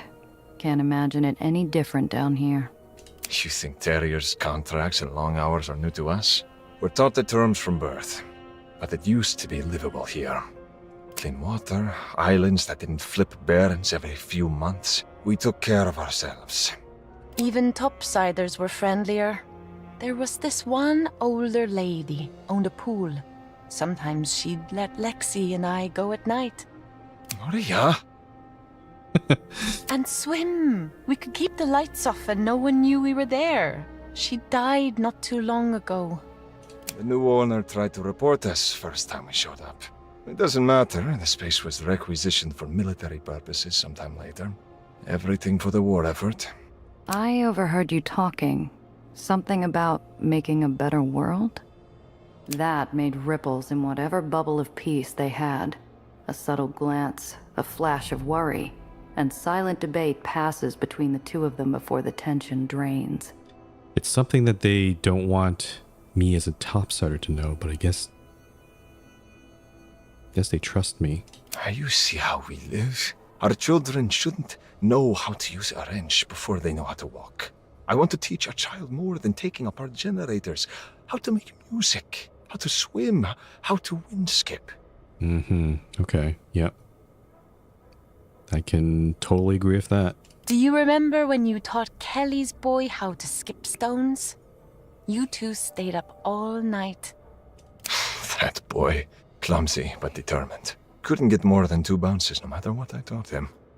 Oh, we can give them wind skipping stones. Sure. I reach into my pocket and pick out a few flat stones. I make sure there's eye-catching patterns and colors, the kind I would have snapped up as a kid. Here, blue ones from the burrows. Could probably spin a story off that. Skipping stones? You keep these on hand? I like to have them handy, just in case. Alexander smiles softly, holding my gaze as he pockets the stones like he's handling a wrapped parcel. Thank you. Okay. They also sell stuff. What do they have? Uh-oh.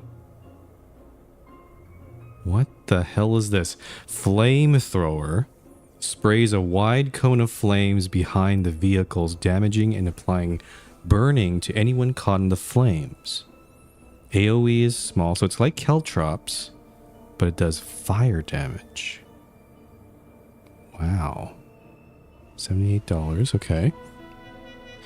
Well, there's another improved stock engine. I should probably buy that for Gia's car. More fake papers. Fake license plates. Reduce 1 heat. You've got the wrong smuggler. That's fun. Shunter. A magnet-powered device that moves vehicles without damaging them. Oh, so this is basically RAM without any... Actually, without any damage. So it doesn't damage the vehicle itself, it doesn't damage our vehicle, but not their vehicle as well. Yeah, not sure what I feel about that one. That one... It's an auxiliary part. Oh, this would fit onto Cress's flatbed. And the welding arm. Okay, this is just a healing thing. We already have one of those. Improved pistol. What the heck is this? Grenade launcher. Heat noticeable. Oh, I see. Interesting. So all these have been discrete so far, but this one's my first one that has not a discrete heat. I guess if you fire this, heat will increase. That's my guess. Launch grenade. AoE medium.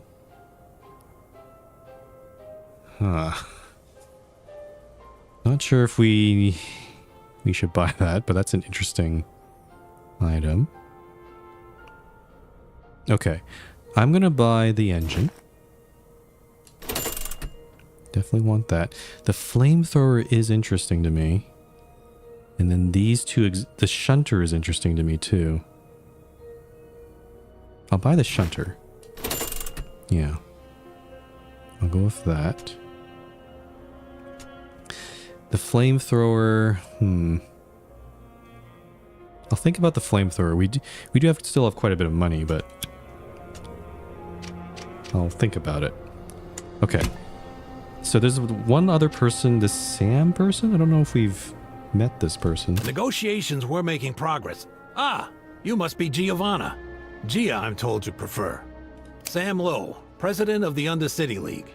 Oh, he's the... Okay, I guess you're the leader here. The so-called rats might get looked down on, but even the barons had to pretend to play nice with the Undercity League. Samuel Ironhand Lowe represented every Aetheneer in New York. Ah, he's more of like a union boss. And he's Ironhand... Oh, I see. I have to thank you. You kept our Cressa alive today. Oh, Cressa is her full name. He sticks out his hand to shake. A genuine smile follows. The man's warm, inviting. A memory of Pop showing us our new sweaters on Christmas morning floats up from the recess of my mind. Let's ask him... Yeah, let's ask him this. Surprised you know me. What have you heard? My name's taken some hits. Depending on your racket, it's usually passed around either with caution or horror. He turns towards me, thumbing his suspenders, and gives me his whole attention. Good things. Our friends Alexander and Maria, and Cress here too, say you have a good heart. You're someone who cares about others. We have made a good impression on all three of them, so yep. That's it? His eyes drape over me like a warm blanket, wrapping me in an understanding look. He knows. He knows all of it. This city is filled with stories, Gia. I've heard them all. What I've found is that the only ones worth paying attention to are those happening right now. And your story right now is quite exciting. Okay. Sure, I guess he can do that. he knows about our history, but I guess it may not be relevant to him because most of it might be with other factions, other crime bosses or uppers or whatever. What's the Undercity League doing in White Street? Negotiation. White Street's been so busy with their war that they've neglected their duties. Eli is still obligated to provide every basic necessity to his Aether engineers. Your negotiations have gone nowhere, Ironhand. The shortages, the imprisonments, the Terriers having free reign over contracts. You're begging for scraps. Don't downplay our progress now. More food, medicine, and parts. Even some years shaved off contracts. Negotiations might not be as flashy as a prison break, but they make a difference. I see. Okay, I think we're starting to run into a classic trope of where you have one side who wants to appease and talk and negotiate and try to get a better deal, whereas I think Cress is basically going with the position of, yeah, fuck these fascists. Like, they're not... Negotiating will not get us what we want. We gotta take more action than that. You didn't see them in the tomb. They couldn't wait. And now how many more will be rounded up, locked away? How many Terriers will be down here intruding in your lives, looking for those you freed, adding more years to contracts? Eli is not made of stone. Even he's capable of compassion. He could have been talked into seeing his judgment was too hasty. Now he'll harden himself. Mm-hmm. You give him too much credit. Mm-hmm. He will regard every one of us as a potential accomplice. He's never gonna change his mind, no matter how much ass you kiss. He was stringing you along. You're still just a rat. We're all just rats. I am certain your friend here, even in her line of work, is familiar with making compromises with the Barons in order to succeed. Oh shit, you're making me choose a side? Damn it. So here's the thing. Up to this point, we've been smooth talking and dodging our way through this because honestly, our I mean, also our heat is helping here, but we've been relying on those skills a lot. But I get what Cress is saying here, because, you know, when you deal with fascists and authoritarians like this, you don't negotiate with them. It's basically the whole thing. It's the best example I can think of is before World War II happened, which is around the same time that we're in right now. Like, I guess in this timeline, World War II never happened, but yeah, no, they tried to appease Germany and Hitler, and that didn't work. They tried to give away places like Alsace-Lorraine and the Sudetenland in Czechoslovakia, and try to appease Germany because they wanted to expand and get more land. But that didn't work. They still invaded in the end. They still invaded France. They still invaded Czechoslovakia, the Low Countries, all those places. Which makes me want to side with Cress. I don't like the Barons. I think you can probably tell from the games I play. I'm a bit I want to fight the power a little bit, so I'm gonna side with Cress A here. Baron will try to pull one on you every chance they get. It's in their nature. We don't do ourselves any favors playing by rules they just laugh at. I have this argument with someone regularly. I'll tell you what I tell him. You can't make a car fly with a cracked engine. I've got a roll of tape that says otherwise. But I know, life's not a car, even if it'd be easier if it worked like one. But what's done is done. Cress, I may not agree with your methods, but thank you. Thank you for helping them escape. I will take care of the rest. What are you going to do? Eli's probably heard about the prison break by now. He's probably got patrols up and down the barony looking for them. What I do best, negotiate. Our newly liberated friends will need new homes, quickly. I know barons who will buy the contracts. People who are not unreasonable. But Cress, next time remember, there is always a risk when you charge at the lion's head. That's fair enough. Yep, it could have very much gone wrong in this mission. With that, the venerable Iron Hand leaves us, sharing friendly smiles and kind words with those he passes. Cress, on the other hand, goes slack. Look at them. They believe every word of it. That this time the negotiations will work. They shouldn't have that hope. You all right, Cress? That didn't seem like the first time you've gotten a talking to. Iron Hand's not a bad guy. Honestly, he overworks himself, trying to keep the rest of us afloat. I understand it, but he makes it hard to argue back. The more I look at Cress, the more I see the sway on her feet, the way she keeps massaging around her prosthetic limb. Either the job or the chat with Iron Hand was catching up to her.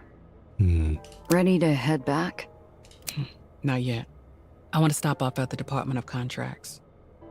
Department of Contracts? Why? Oh, this whole thing? Okay. Before we go there, let's go visit this garage. The cold, barren walls, rich smell of oil, and familiar clank of tools quickly announce this building's purpose. A garage like this is a smuggler's best friend. Nondescript, affordable, and discreet. So I'm noticing a different thing right away. This thing also sells vehicles. What is this? Aether Rat Scout, a coupe. It's light. It's only Gia can only drive these.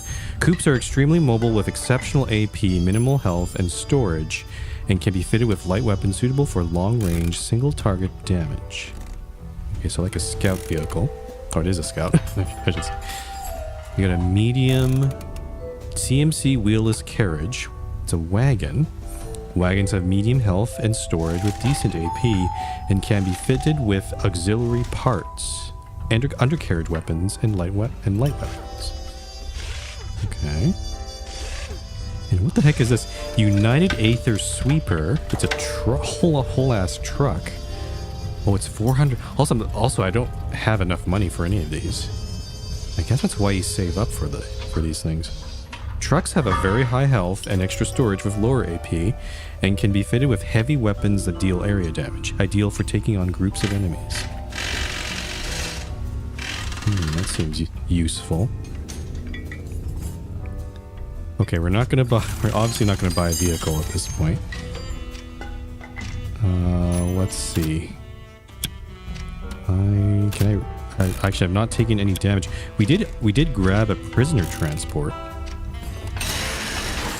Oh, it's a van. It's also a heavy. We got 2 armor slots on this guy. A heavy weapon slot. Stock engine. A Gatling gun. Oh, this is very similar to the thing we had before. This is a heavy weapon. Oh, there's 4 armor slots. What the hell? Huh. You're a pretty interesting vehicle. Okay. Let's see. So, for Gia's, we need to replace the stock engine with an improved stock engine. So we'll switch that out. This is a light weapon. Okay. We'll keep this set up here. We got armor there. We got our caltrops there. The caltrops have been not bad, honestly. Oh, and then let's put our shunter in here. Give us some more options.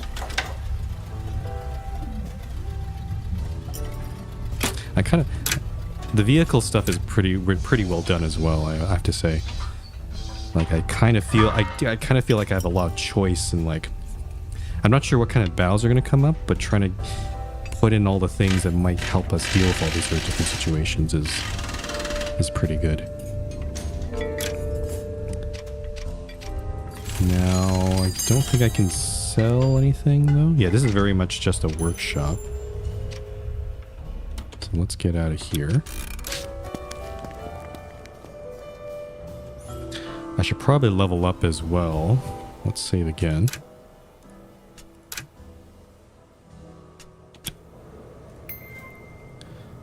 Alright, so Gia, we got the Leaper ability. I could grab the tune-up ability too.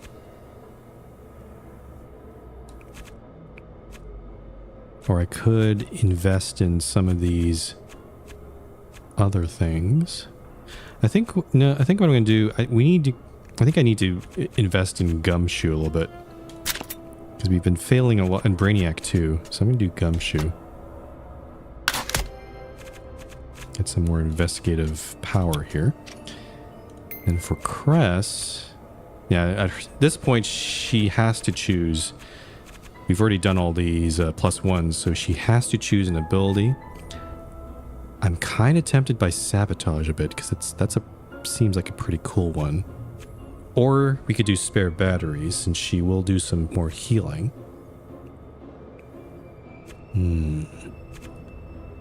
Which one should we do? I'm going to do Spare Batteries.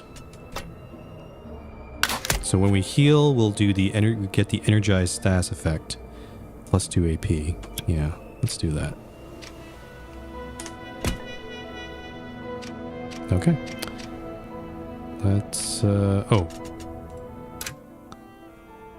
unfortunately, I can't move things from my stash, so this engine's gonna still be around. I could sell it, but I want to keep it for scrap as well. We do have a crate of cigars. Oh, I should probably sell that. Let's go back to Alex and Maria. Yeah. Let's sell these cigars. I'm going to keep this use of cigars because that can be used for bribes. Got a matchbook. Let's flip these around a bit. The one thing I'm worried about is there might be parts in the story or maybe some missions that we do where maybe we lose crew members or maybe they're not available. I have a feeling that I'm pretty sure this game would probably try something like that just to throw a wrench into our plans here.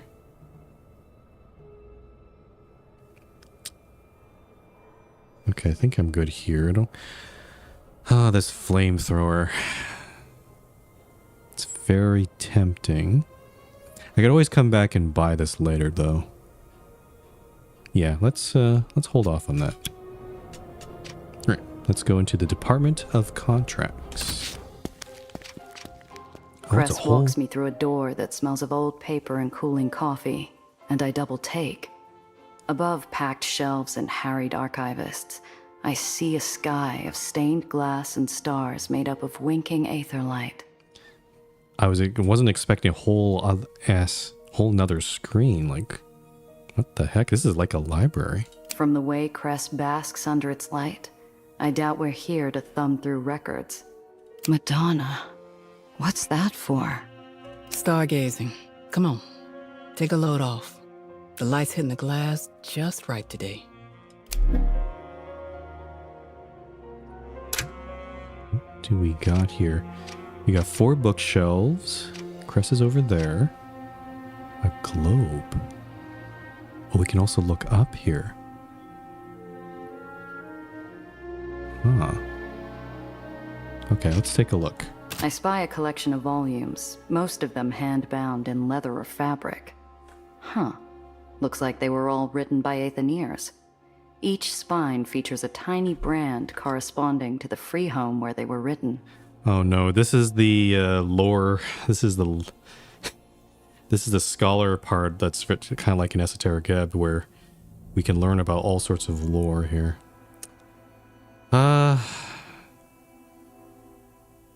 Sure, you know what? I'll go through this. Why not? Conover Place, a nice place to lurk. Conover Place, a nice place to lurk. When my folks got our contracts moved here from Pendleton Rocks, we would be treated nice, humane-like even. More money to go around, they'd tell my sister and me. The Terriers aren't as strict, as if that meant anything. We won't be allowed topside, though. Not that they could tell without our eyes in. 1932. This one hasn't aged well. Conover Place burned a year after this was published. Most of the Aetherians dead, sealed in an iron coffin. Oh no.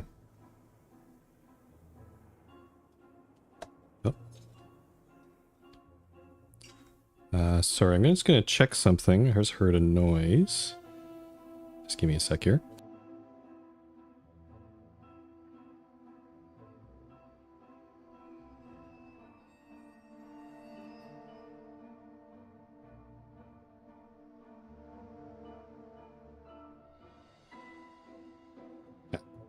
I think they're still doing some cleaning on my floor here, so that's probably what I heard.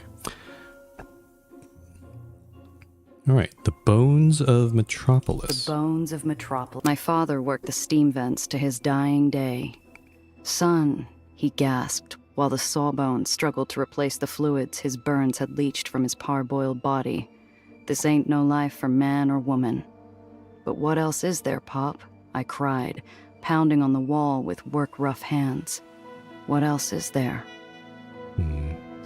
Sounds like the people, these Aetherians, they're stuck. They're basically stuck. They can't... And we got the same sort of feeling from Alex, the couple down there. Like, they're kind of stuck with with this sort of livelihood. They can't move on up, or even move to a different profession. Lots of talk about weight-to-energy ratios and the stabilization of Aether when they describe how neighborhoods are maintained. The Ghosts in the Pipes, a study of location-based psychoses in the Undercity. Location-based psychoses? What was that? Oh, Unable to find a common thread other than rough location, Dr. Fisher launched an in-depth investigation into why the men and women within the Racine Undercity were exhibiting a higher-than-normal rate of aberrant behaviors than other Aetherian free homes within the lowers. After 18 weeks, Fisher concluded that the chronic insomnia and resultant anxieties were directly tied to the sound of waste fumes vacated through improperly repaired pipes running through the maintenance tunnels, leaving the inhabitants surrounded by a constant sound resembling unending, unintelligible wailing, called the ghosts in the pipes by the locals. Dr. Fisher himself was not immune to the consequences of this phenomenon, and was remanded to a psychiatric institution after the study's conclusion. Interesting. Sorry, there's people also talking in the hallway, so you might hear them. I don't know what the heck they're talking about. And the inhabitants surrounded by a constant sounding... I wonder if this will come up later in the game. This stuff goes on forever. Yeah. Okay, so that's one whole bookshelf. What about... let's look at these other ones here. My eyes skim a series of titles to do with Aetherians and Aether theory. Behind me, I hear Nellie gasp in anticipation, delight, recognition. I forgot Nellie was here. Strasbourg. Strasbourg, King Stratosphere. Despite his personal peccadillos and suspected anti-American leanings, the scientific advances of Arnold Strasbourg, chiefly known for his advancement of Aether propulsion and suspension at high altitudes, ironically widened the gap of wealth inequality even further in favor of the Uppers baronies despite their brilliance. Okay, that's a loaded thing. Okay, so this Strasbourg person invented... Okay, he was a key person in Aether technology, and it just made... it widened the gap of... Okay, yep, I see. I'm sure Strasbourg himself would have something to say to this author, if he hadn't disappeared into thin air. Oh, the guy disappeared. Probably mysteriously. Interesting. The origins of Aether. Though the early successful advances brought about by the discovery and development of Aether for purposes of construction were reasonably well documented, the explosive failures of its early experimentation, most notably the fatal Dews Reservoirs incident in which 38 technicians lost their lives, are less so. Due to the confluence of shared credit as well as blame, it is difficult to pin down who is most responsible for these first developments, as no less than 6 scientific collectives each claimed credit for those breakthroughs, while trying to avoid blame for any shortcoming. Interesting. So it was all invented collectively. Huh. Same as it ever was. If you can't prove something is yours, muddy the waters enough for a partial payday. Oh, because they're competing. They're competing so badly that they I see. Wow. All the colors of the rainbow. Theories regarding a so-called Aether spectrum.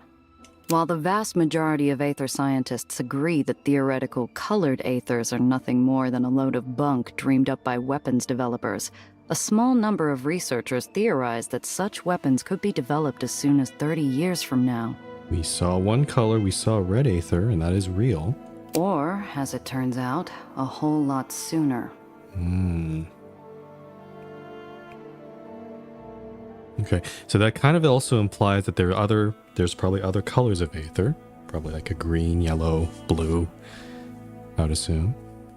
No understanding of brevity.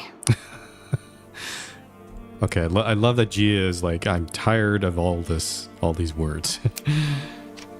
Fair This enough. shelf has a few books on the history of White Street. I notice right away that the majority of them look brand new, as if they've never been read or even handled. I guess these aren't too popular.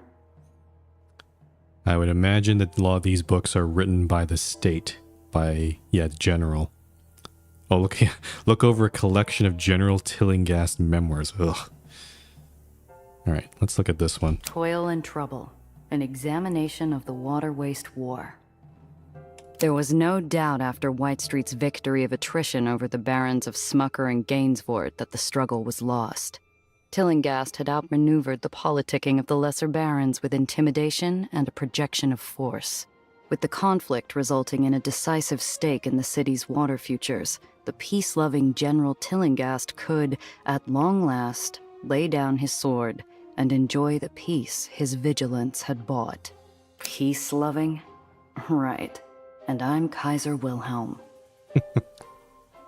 Oh, interesting. So Kaiser Wilhelm was a German World War I figure.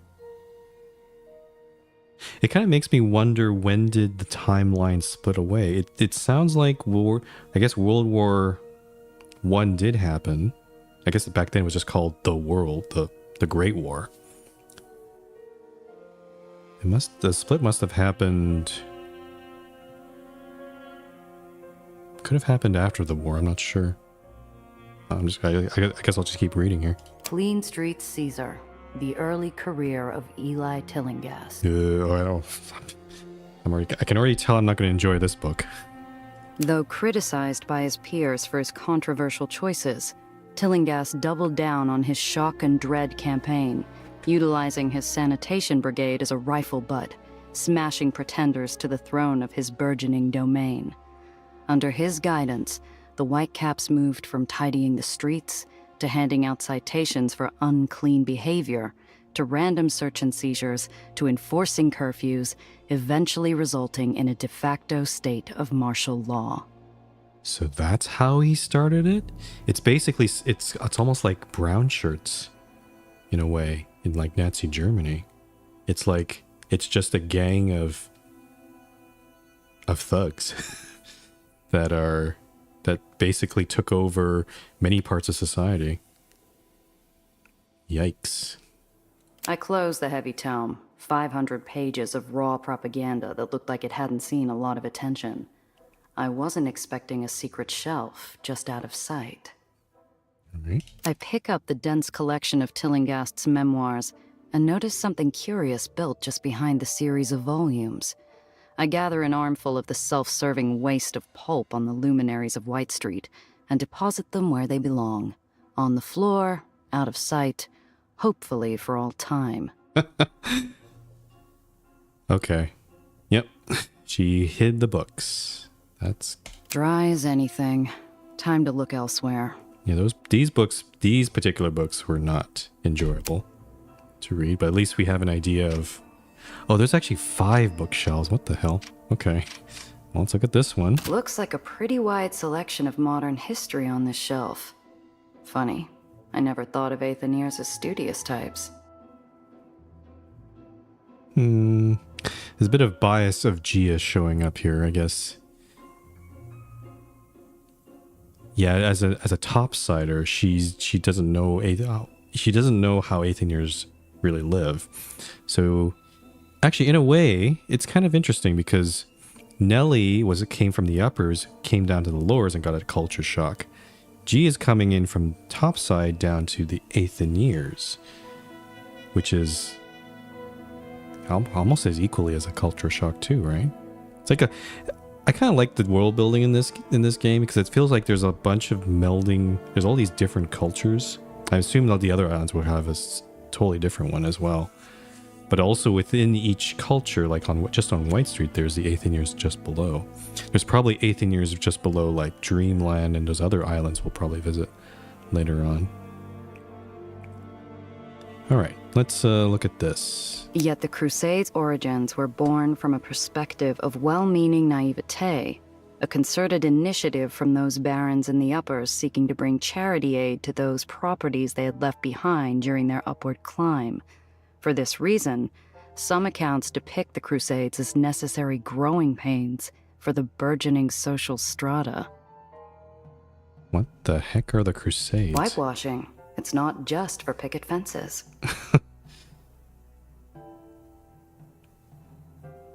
So I guess the barons tried to invade other places. This propaganda seems to paint it as if it's like they're being benevolent or something. Stealing hearts and bases. The rise of the 35 New York bandits. A true David and Goliath story in our modern time. Nobody could have predicted the meteoric rise of the scrappy bandits during the 1935 season after a dismal showing in the previous year. The uppers-owned New York Gothams had the funding and the star players, but they lacked that crucial ingredient that pushed the bandits over the edge. Heart. Is this baseball or something similar? I remember every play. That was one hell of a series. Interesting. So even in sports, you have sport teams from both the uppers and lowers playing against each other. Interesting. I kind of would imagine. I would kind of imagine the uppers have their own league and lowers play in their own league, but I guess there is some overlap here. Trespasser of Nature: How New York Beat the Hurricane. Trespasser of Nature: How New York Beat the Hurricane. And while Hurricane Bedford ravaged the eastern seaboard without mercy or compunction, flattening all in its path with countless casualties, as well as incurring millions in property damage, the people of the uppers simply turned up their nose and threw money at the problem, deciding once and for all that the problems of Earth were only for the earthbound. While seawater devastated and flooded the landlocked masses below, citizens of both the lowers and uppers were more or less insulated from the ravages of the weather phenomenon, passing harmlessly beneath the skybound colonies. Maybe the lowers weren't hit directly, but I saw lines for clean water circling the block, a gap-toothed child with a starvation-distended belly, men knifing each other in an alley for a bag of coal. The uppers had all they needed, and they did not want to share. That's about enough of that. All right, let's look at this 5th bookshelf. Behind that here. propaganda piece about the general, there's a hidden shelf concealed in the wall.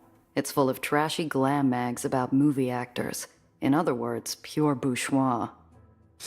Bourgeois. Okay.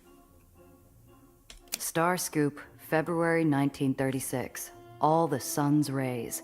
A day in the life of Apollo Diamond.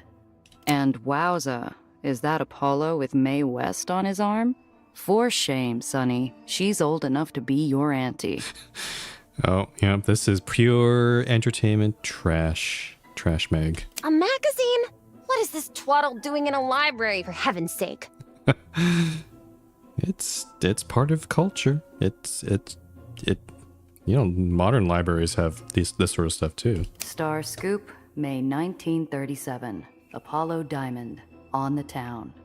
Apollo, despite that sharp wardrobe and his prep school palaver, was surprisingly modest when asked about his thoughts on the Big Apple. Coming to the city was a big shock, but in no time, the people of New York accepted me as a genuine Knickerbocker. New York fans are the best fans in the world. I love that Gia did a voice for Apollo. I'm also thinking this Apollo Diamond person probably might be someone we'll run into later in the game. Yet another article on that actor? Whoever had this stash probably was obsessed with this guy. Star Scoop, July 1936. His Life Among the Heavens. A deep dive on Apollo Diamond. Apollo's a good boy, a real mensch. Apollo's first agent, Morris Galecki, recounted fondly from his office in the lowers. Looking at him now, you'd never know he was once a little pisher from the neighborhood. Apollo Diamond? A local? Is that so? Didn't that other article say he was from out of town? Oh, interesting. Yeah. Hey, college girl. We've got more important things to do than think about some pretty boy movie star.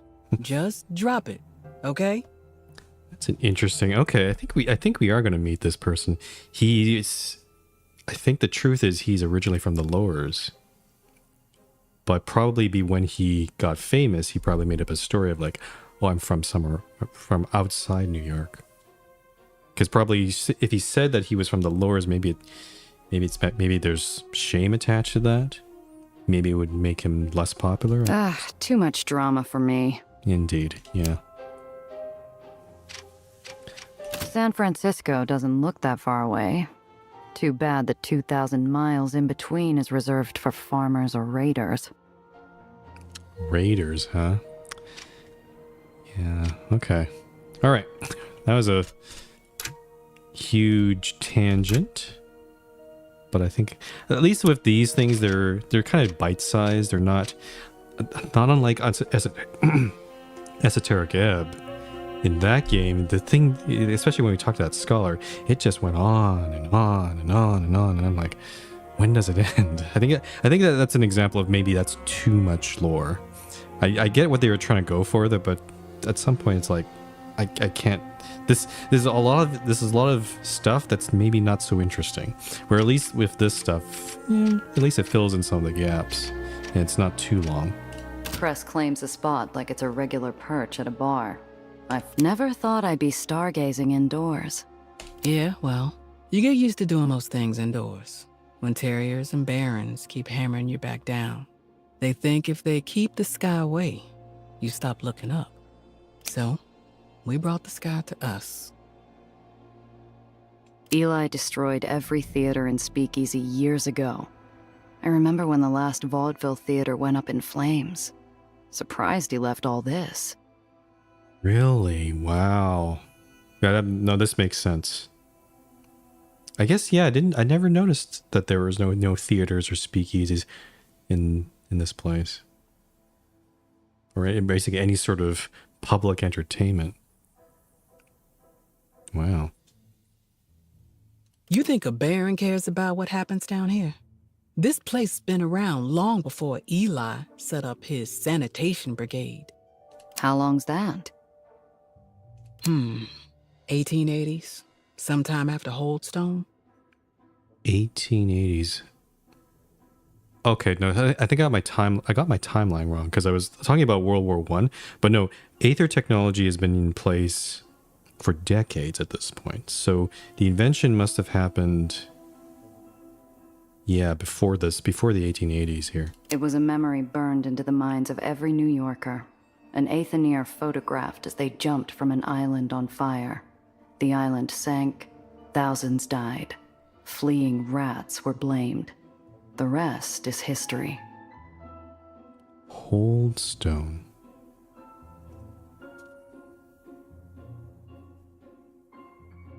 So this must be an island that got destroyed or sank or basically fell from the sky.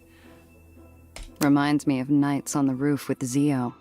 You could see stars in the burrows? No, this was later. I just found this little apartment. Remember, what's his name? The Baron who only wore red? He called himself something. Mr. Love? Ran the gentleman's quarter. That Baron, he's out south now, I think. Ugh, slimy bastard. So, I just moved in. Zio comes by, brings a 30-year-old bottle of whiskey from who knows where. Talks about that time he got stranded in the Russian wilderness running guns in the Great War. Okay. Huh.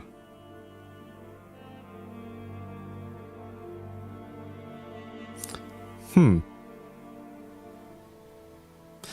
still trying to... I wish there was like a timeline, like a fairly strict timeline of when what happened, but it sounds like in this case, yeah, the Great War, World War I did happen, but I'm starting to question when it happened, because I know in real life, it was 1914 to 1918,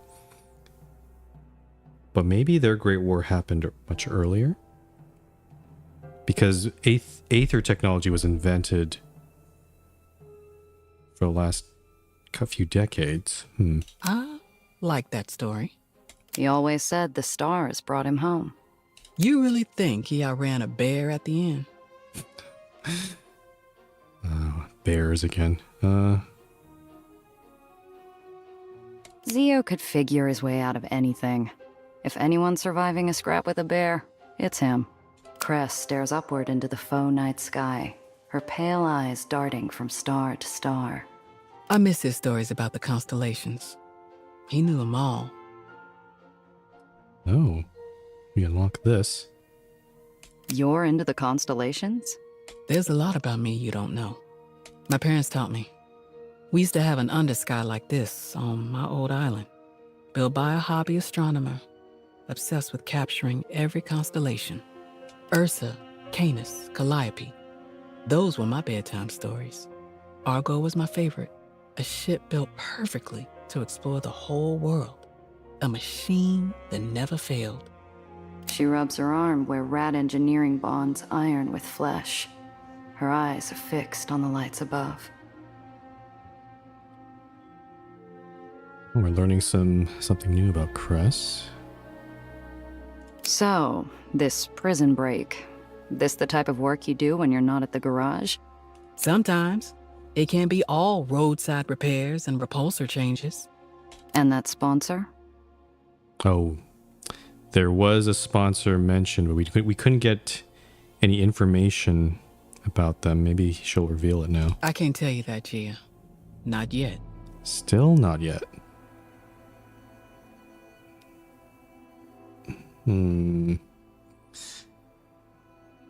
Yeah, they made this check. If I roll a 10 or higher, I could do it. And it's also weird that I'm using Cress's gumshoe ability too. So she's kind of helping,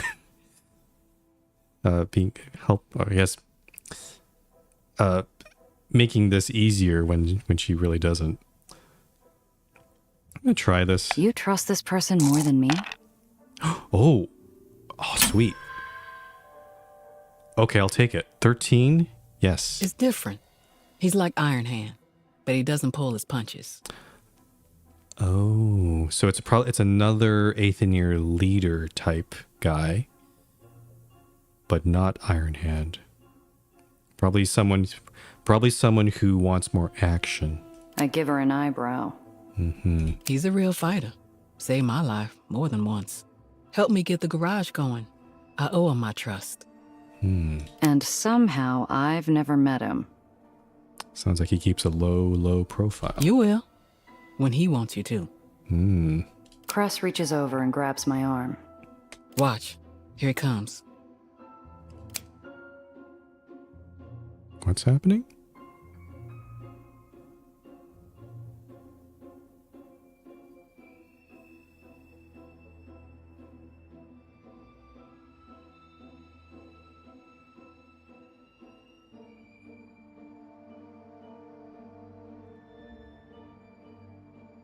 Okay.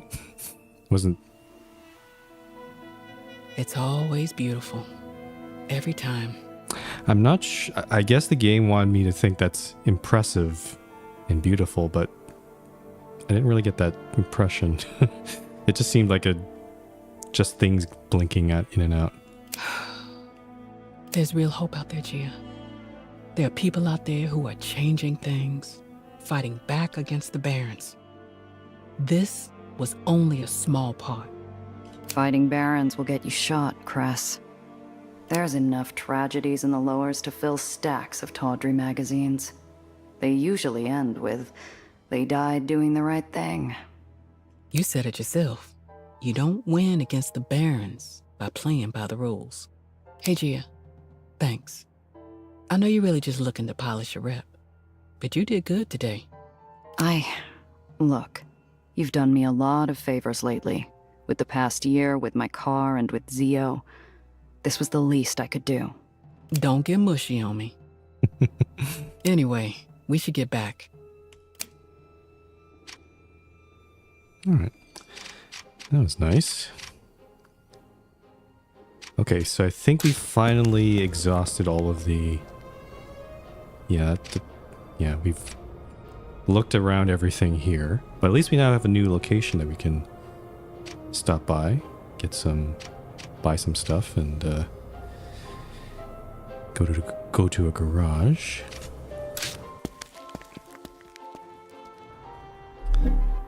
New location. Oh, I guess that is, Archstad. Okay, so I'm kind of debating whether I should continue. We still have... We have this one side mission that heads back to the commercial district. And then we have the train heist, which we haven't even started yet. I think I might try to do the side mission at least. I'll try to do that, and I think this will be the last thing before we end the stream today. And then I'll leave this train heist for next time. So yeah, we're gonna head... Oh, there's a safe house here too. I think we're okay though. But let's go back to Raymond District Silo 2.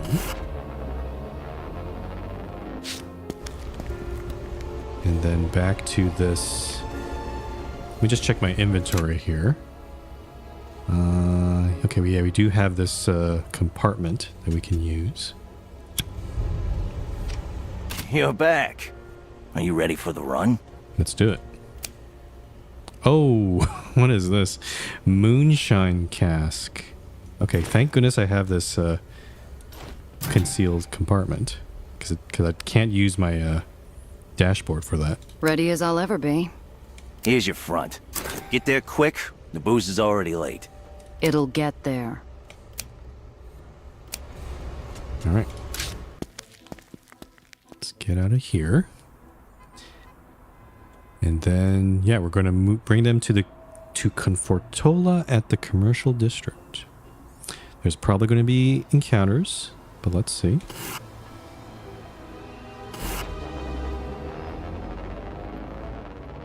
Oh no.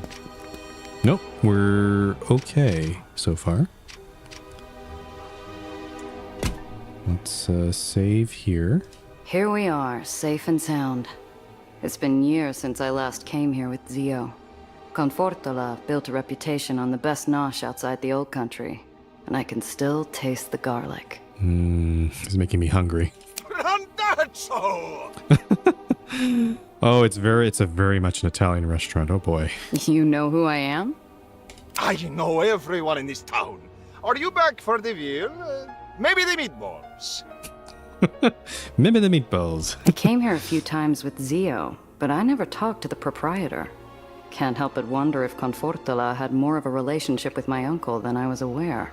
Interesting. Well, what tempts you? Oh, interesting. Interesting. Let's do these things first. Ask about arancini. Last time I was here, I got the most delicious arancini. Are they still on the menu? An image of Zio flashes through my mind. He was angry about the Whitecap crackdowns making every run into a maze, and us, the rats. I remember when Zio saw those come out from the kitchen. Years fell off his face. Probably brought him back home, even if only for a moment. Oh, if it weren't so hard to find a decent mozzarella here. He winks conspiratorially. How do they make cheese? Now I think about it.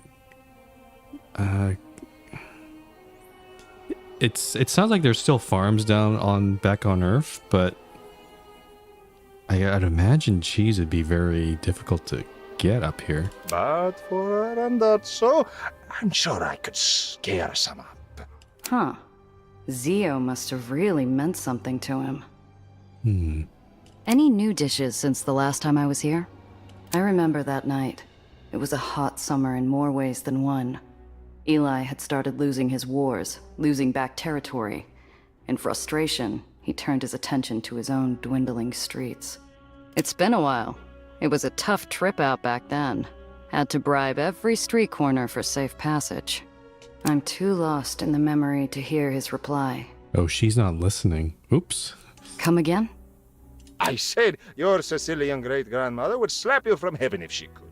New dishes? Why make new dishes when we already have everything we need? Yep. Typical traditionalist. Yep.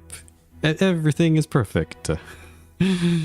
No new dishes, no fusion or whatever else. Yeah. Right. Sorry for asking. Okay. I'll ask about our Zio first. It's a pretty easy check.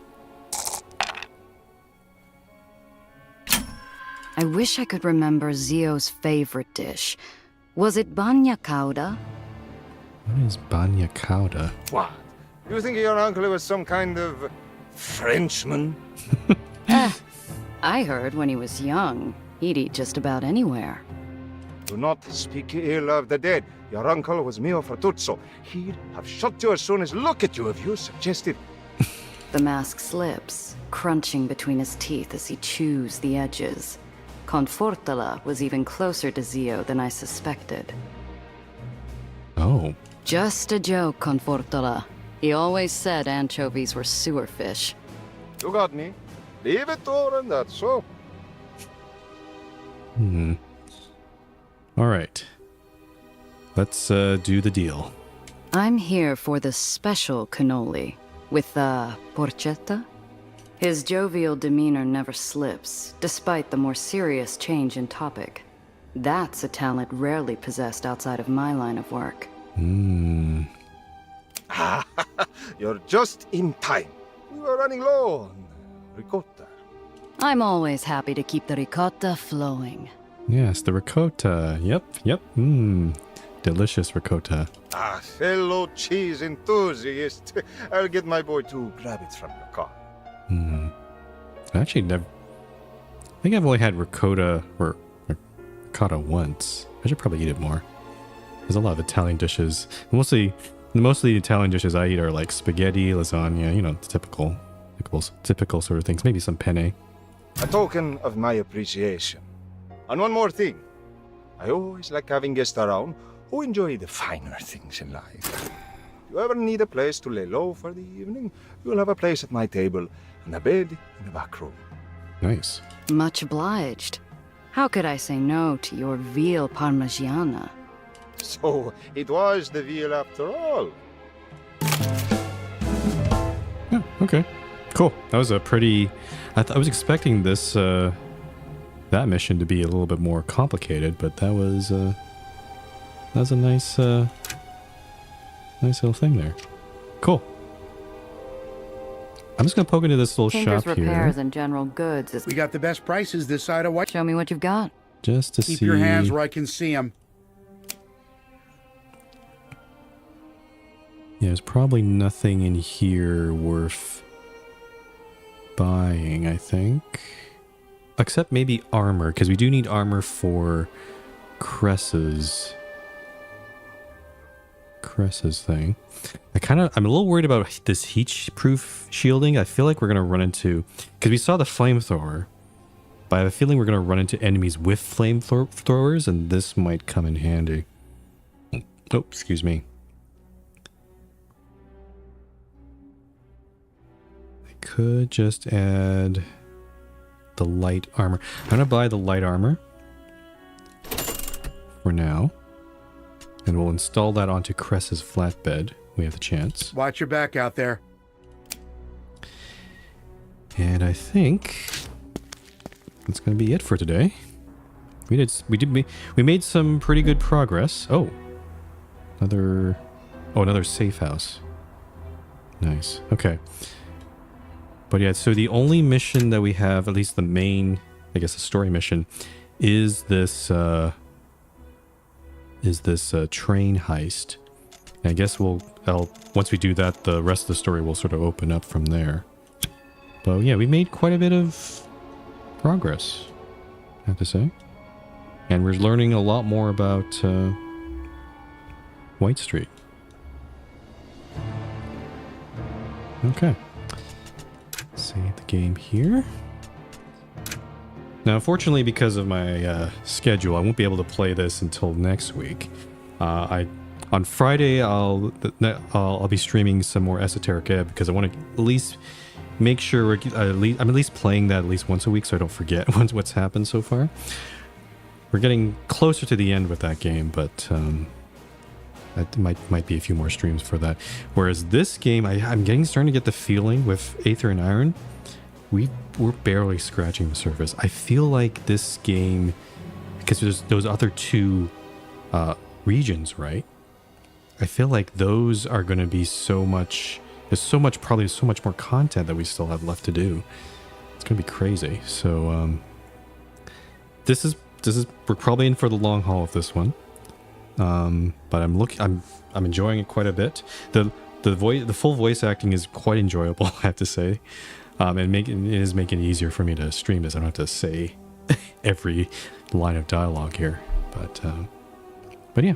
So yeah, next week we'll come back to Aether and Iron, and that's that. All right.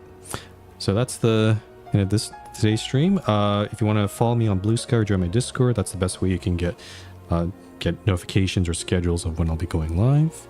And yeah, that's it. Thanks so much for watching, and I'll see you next time.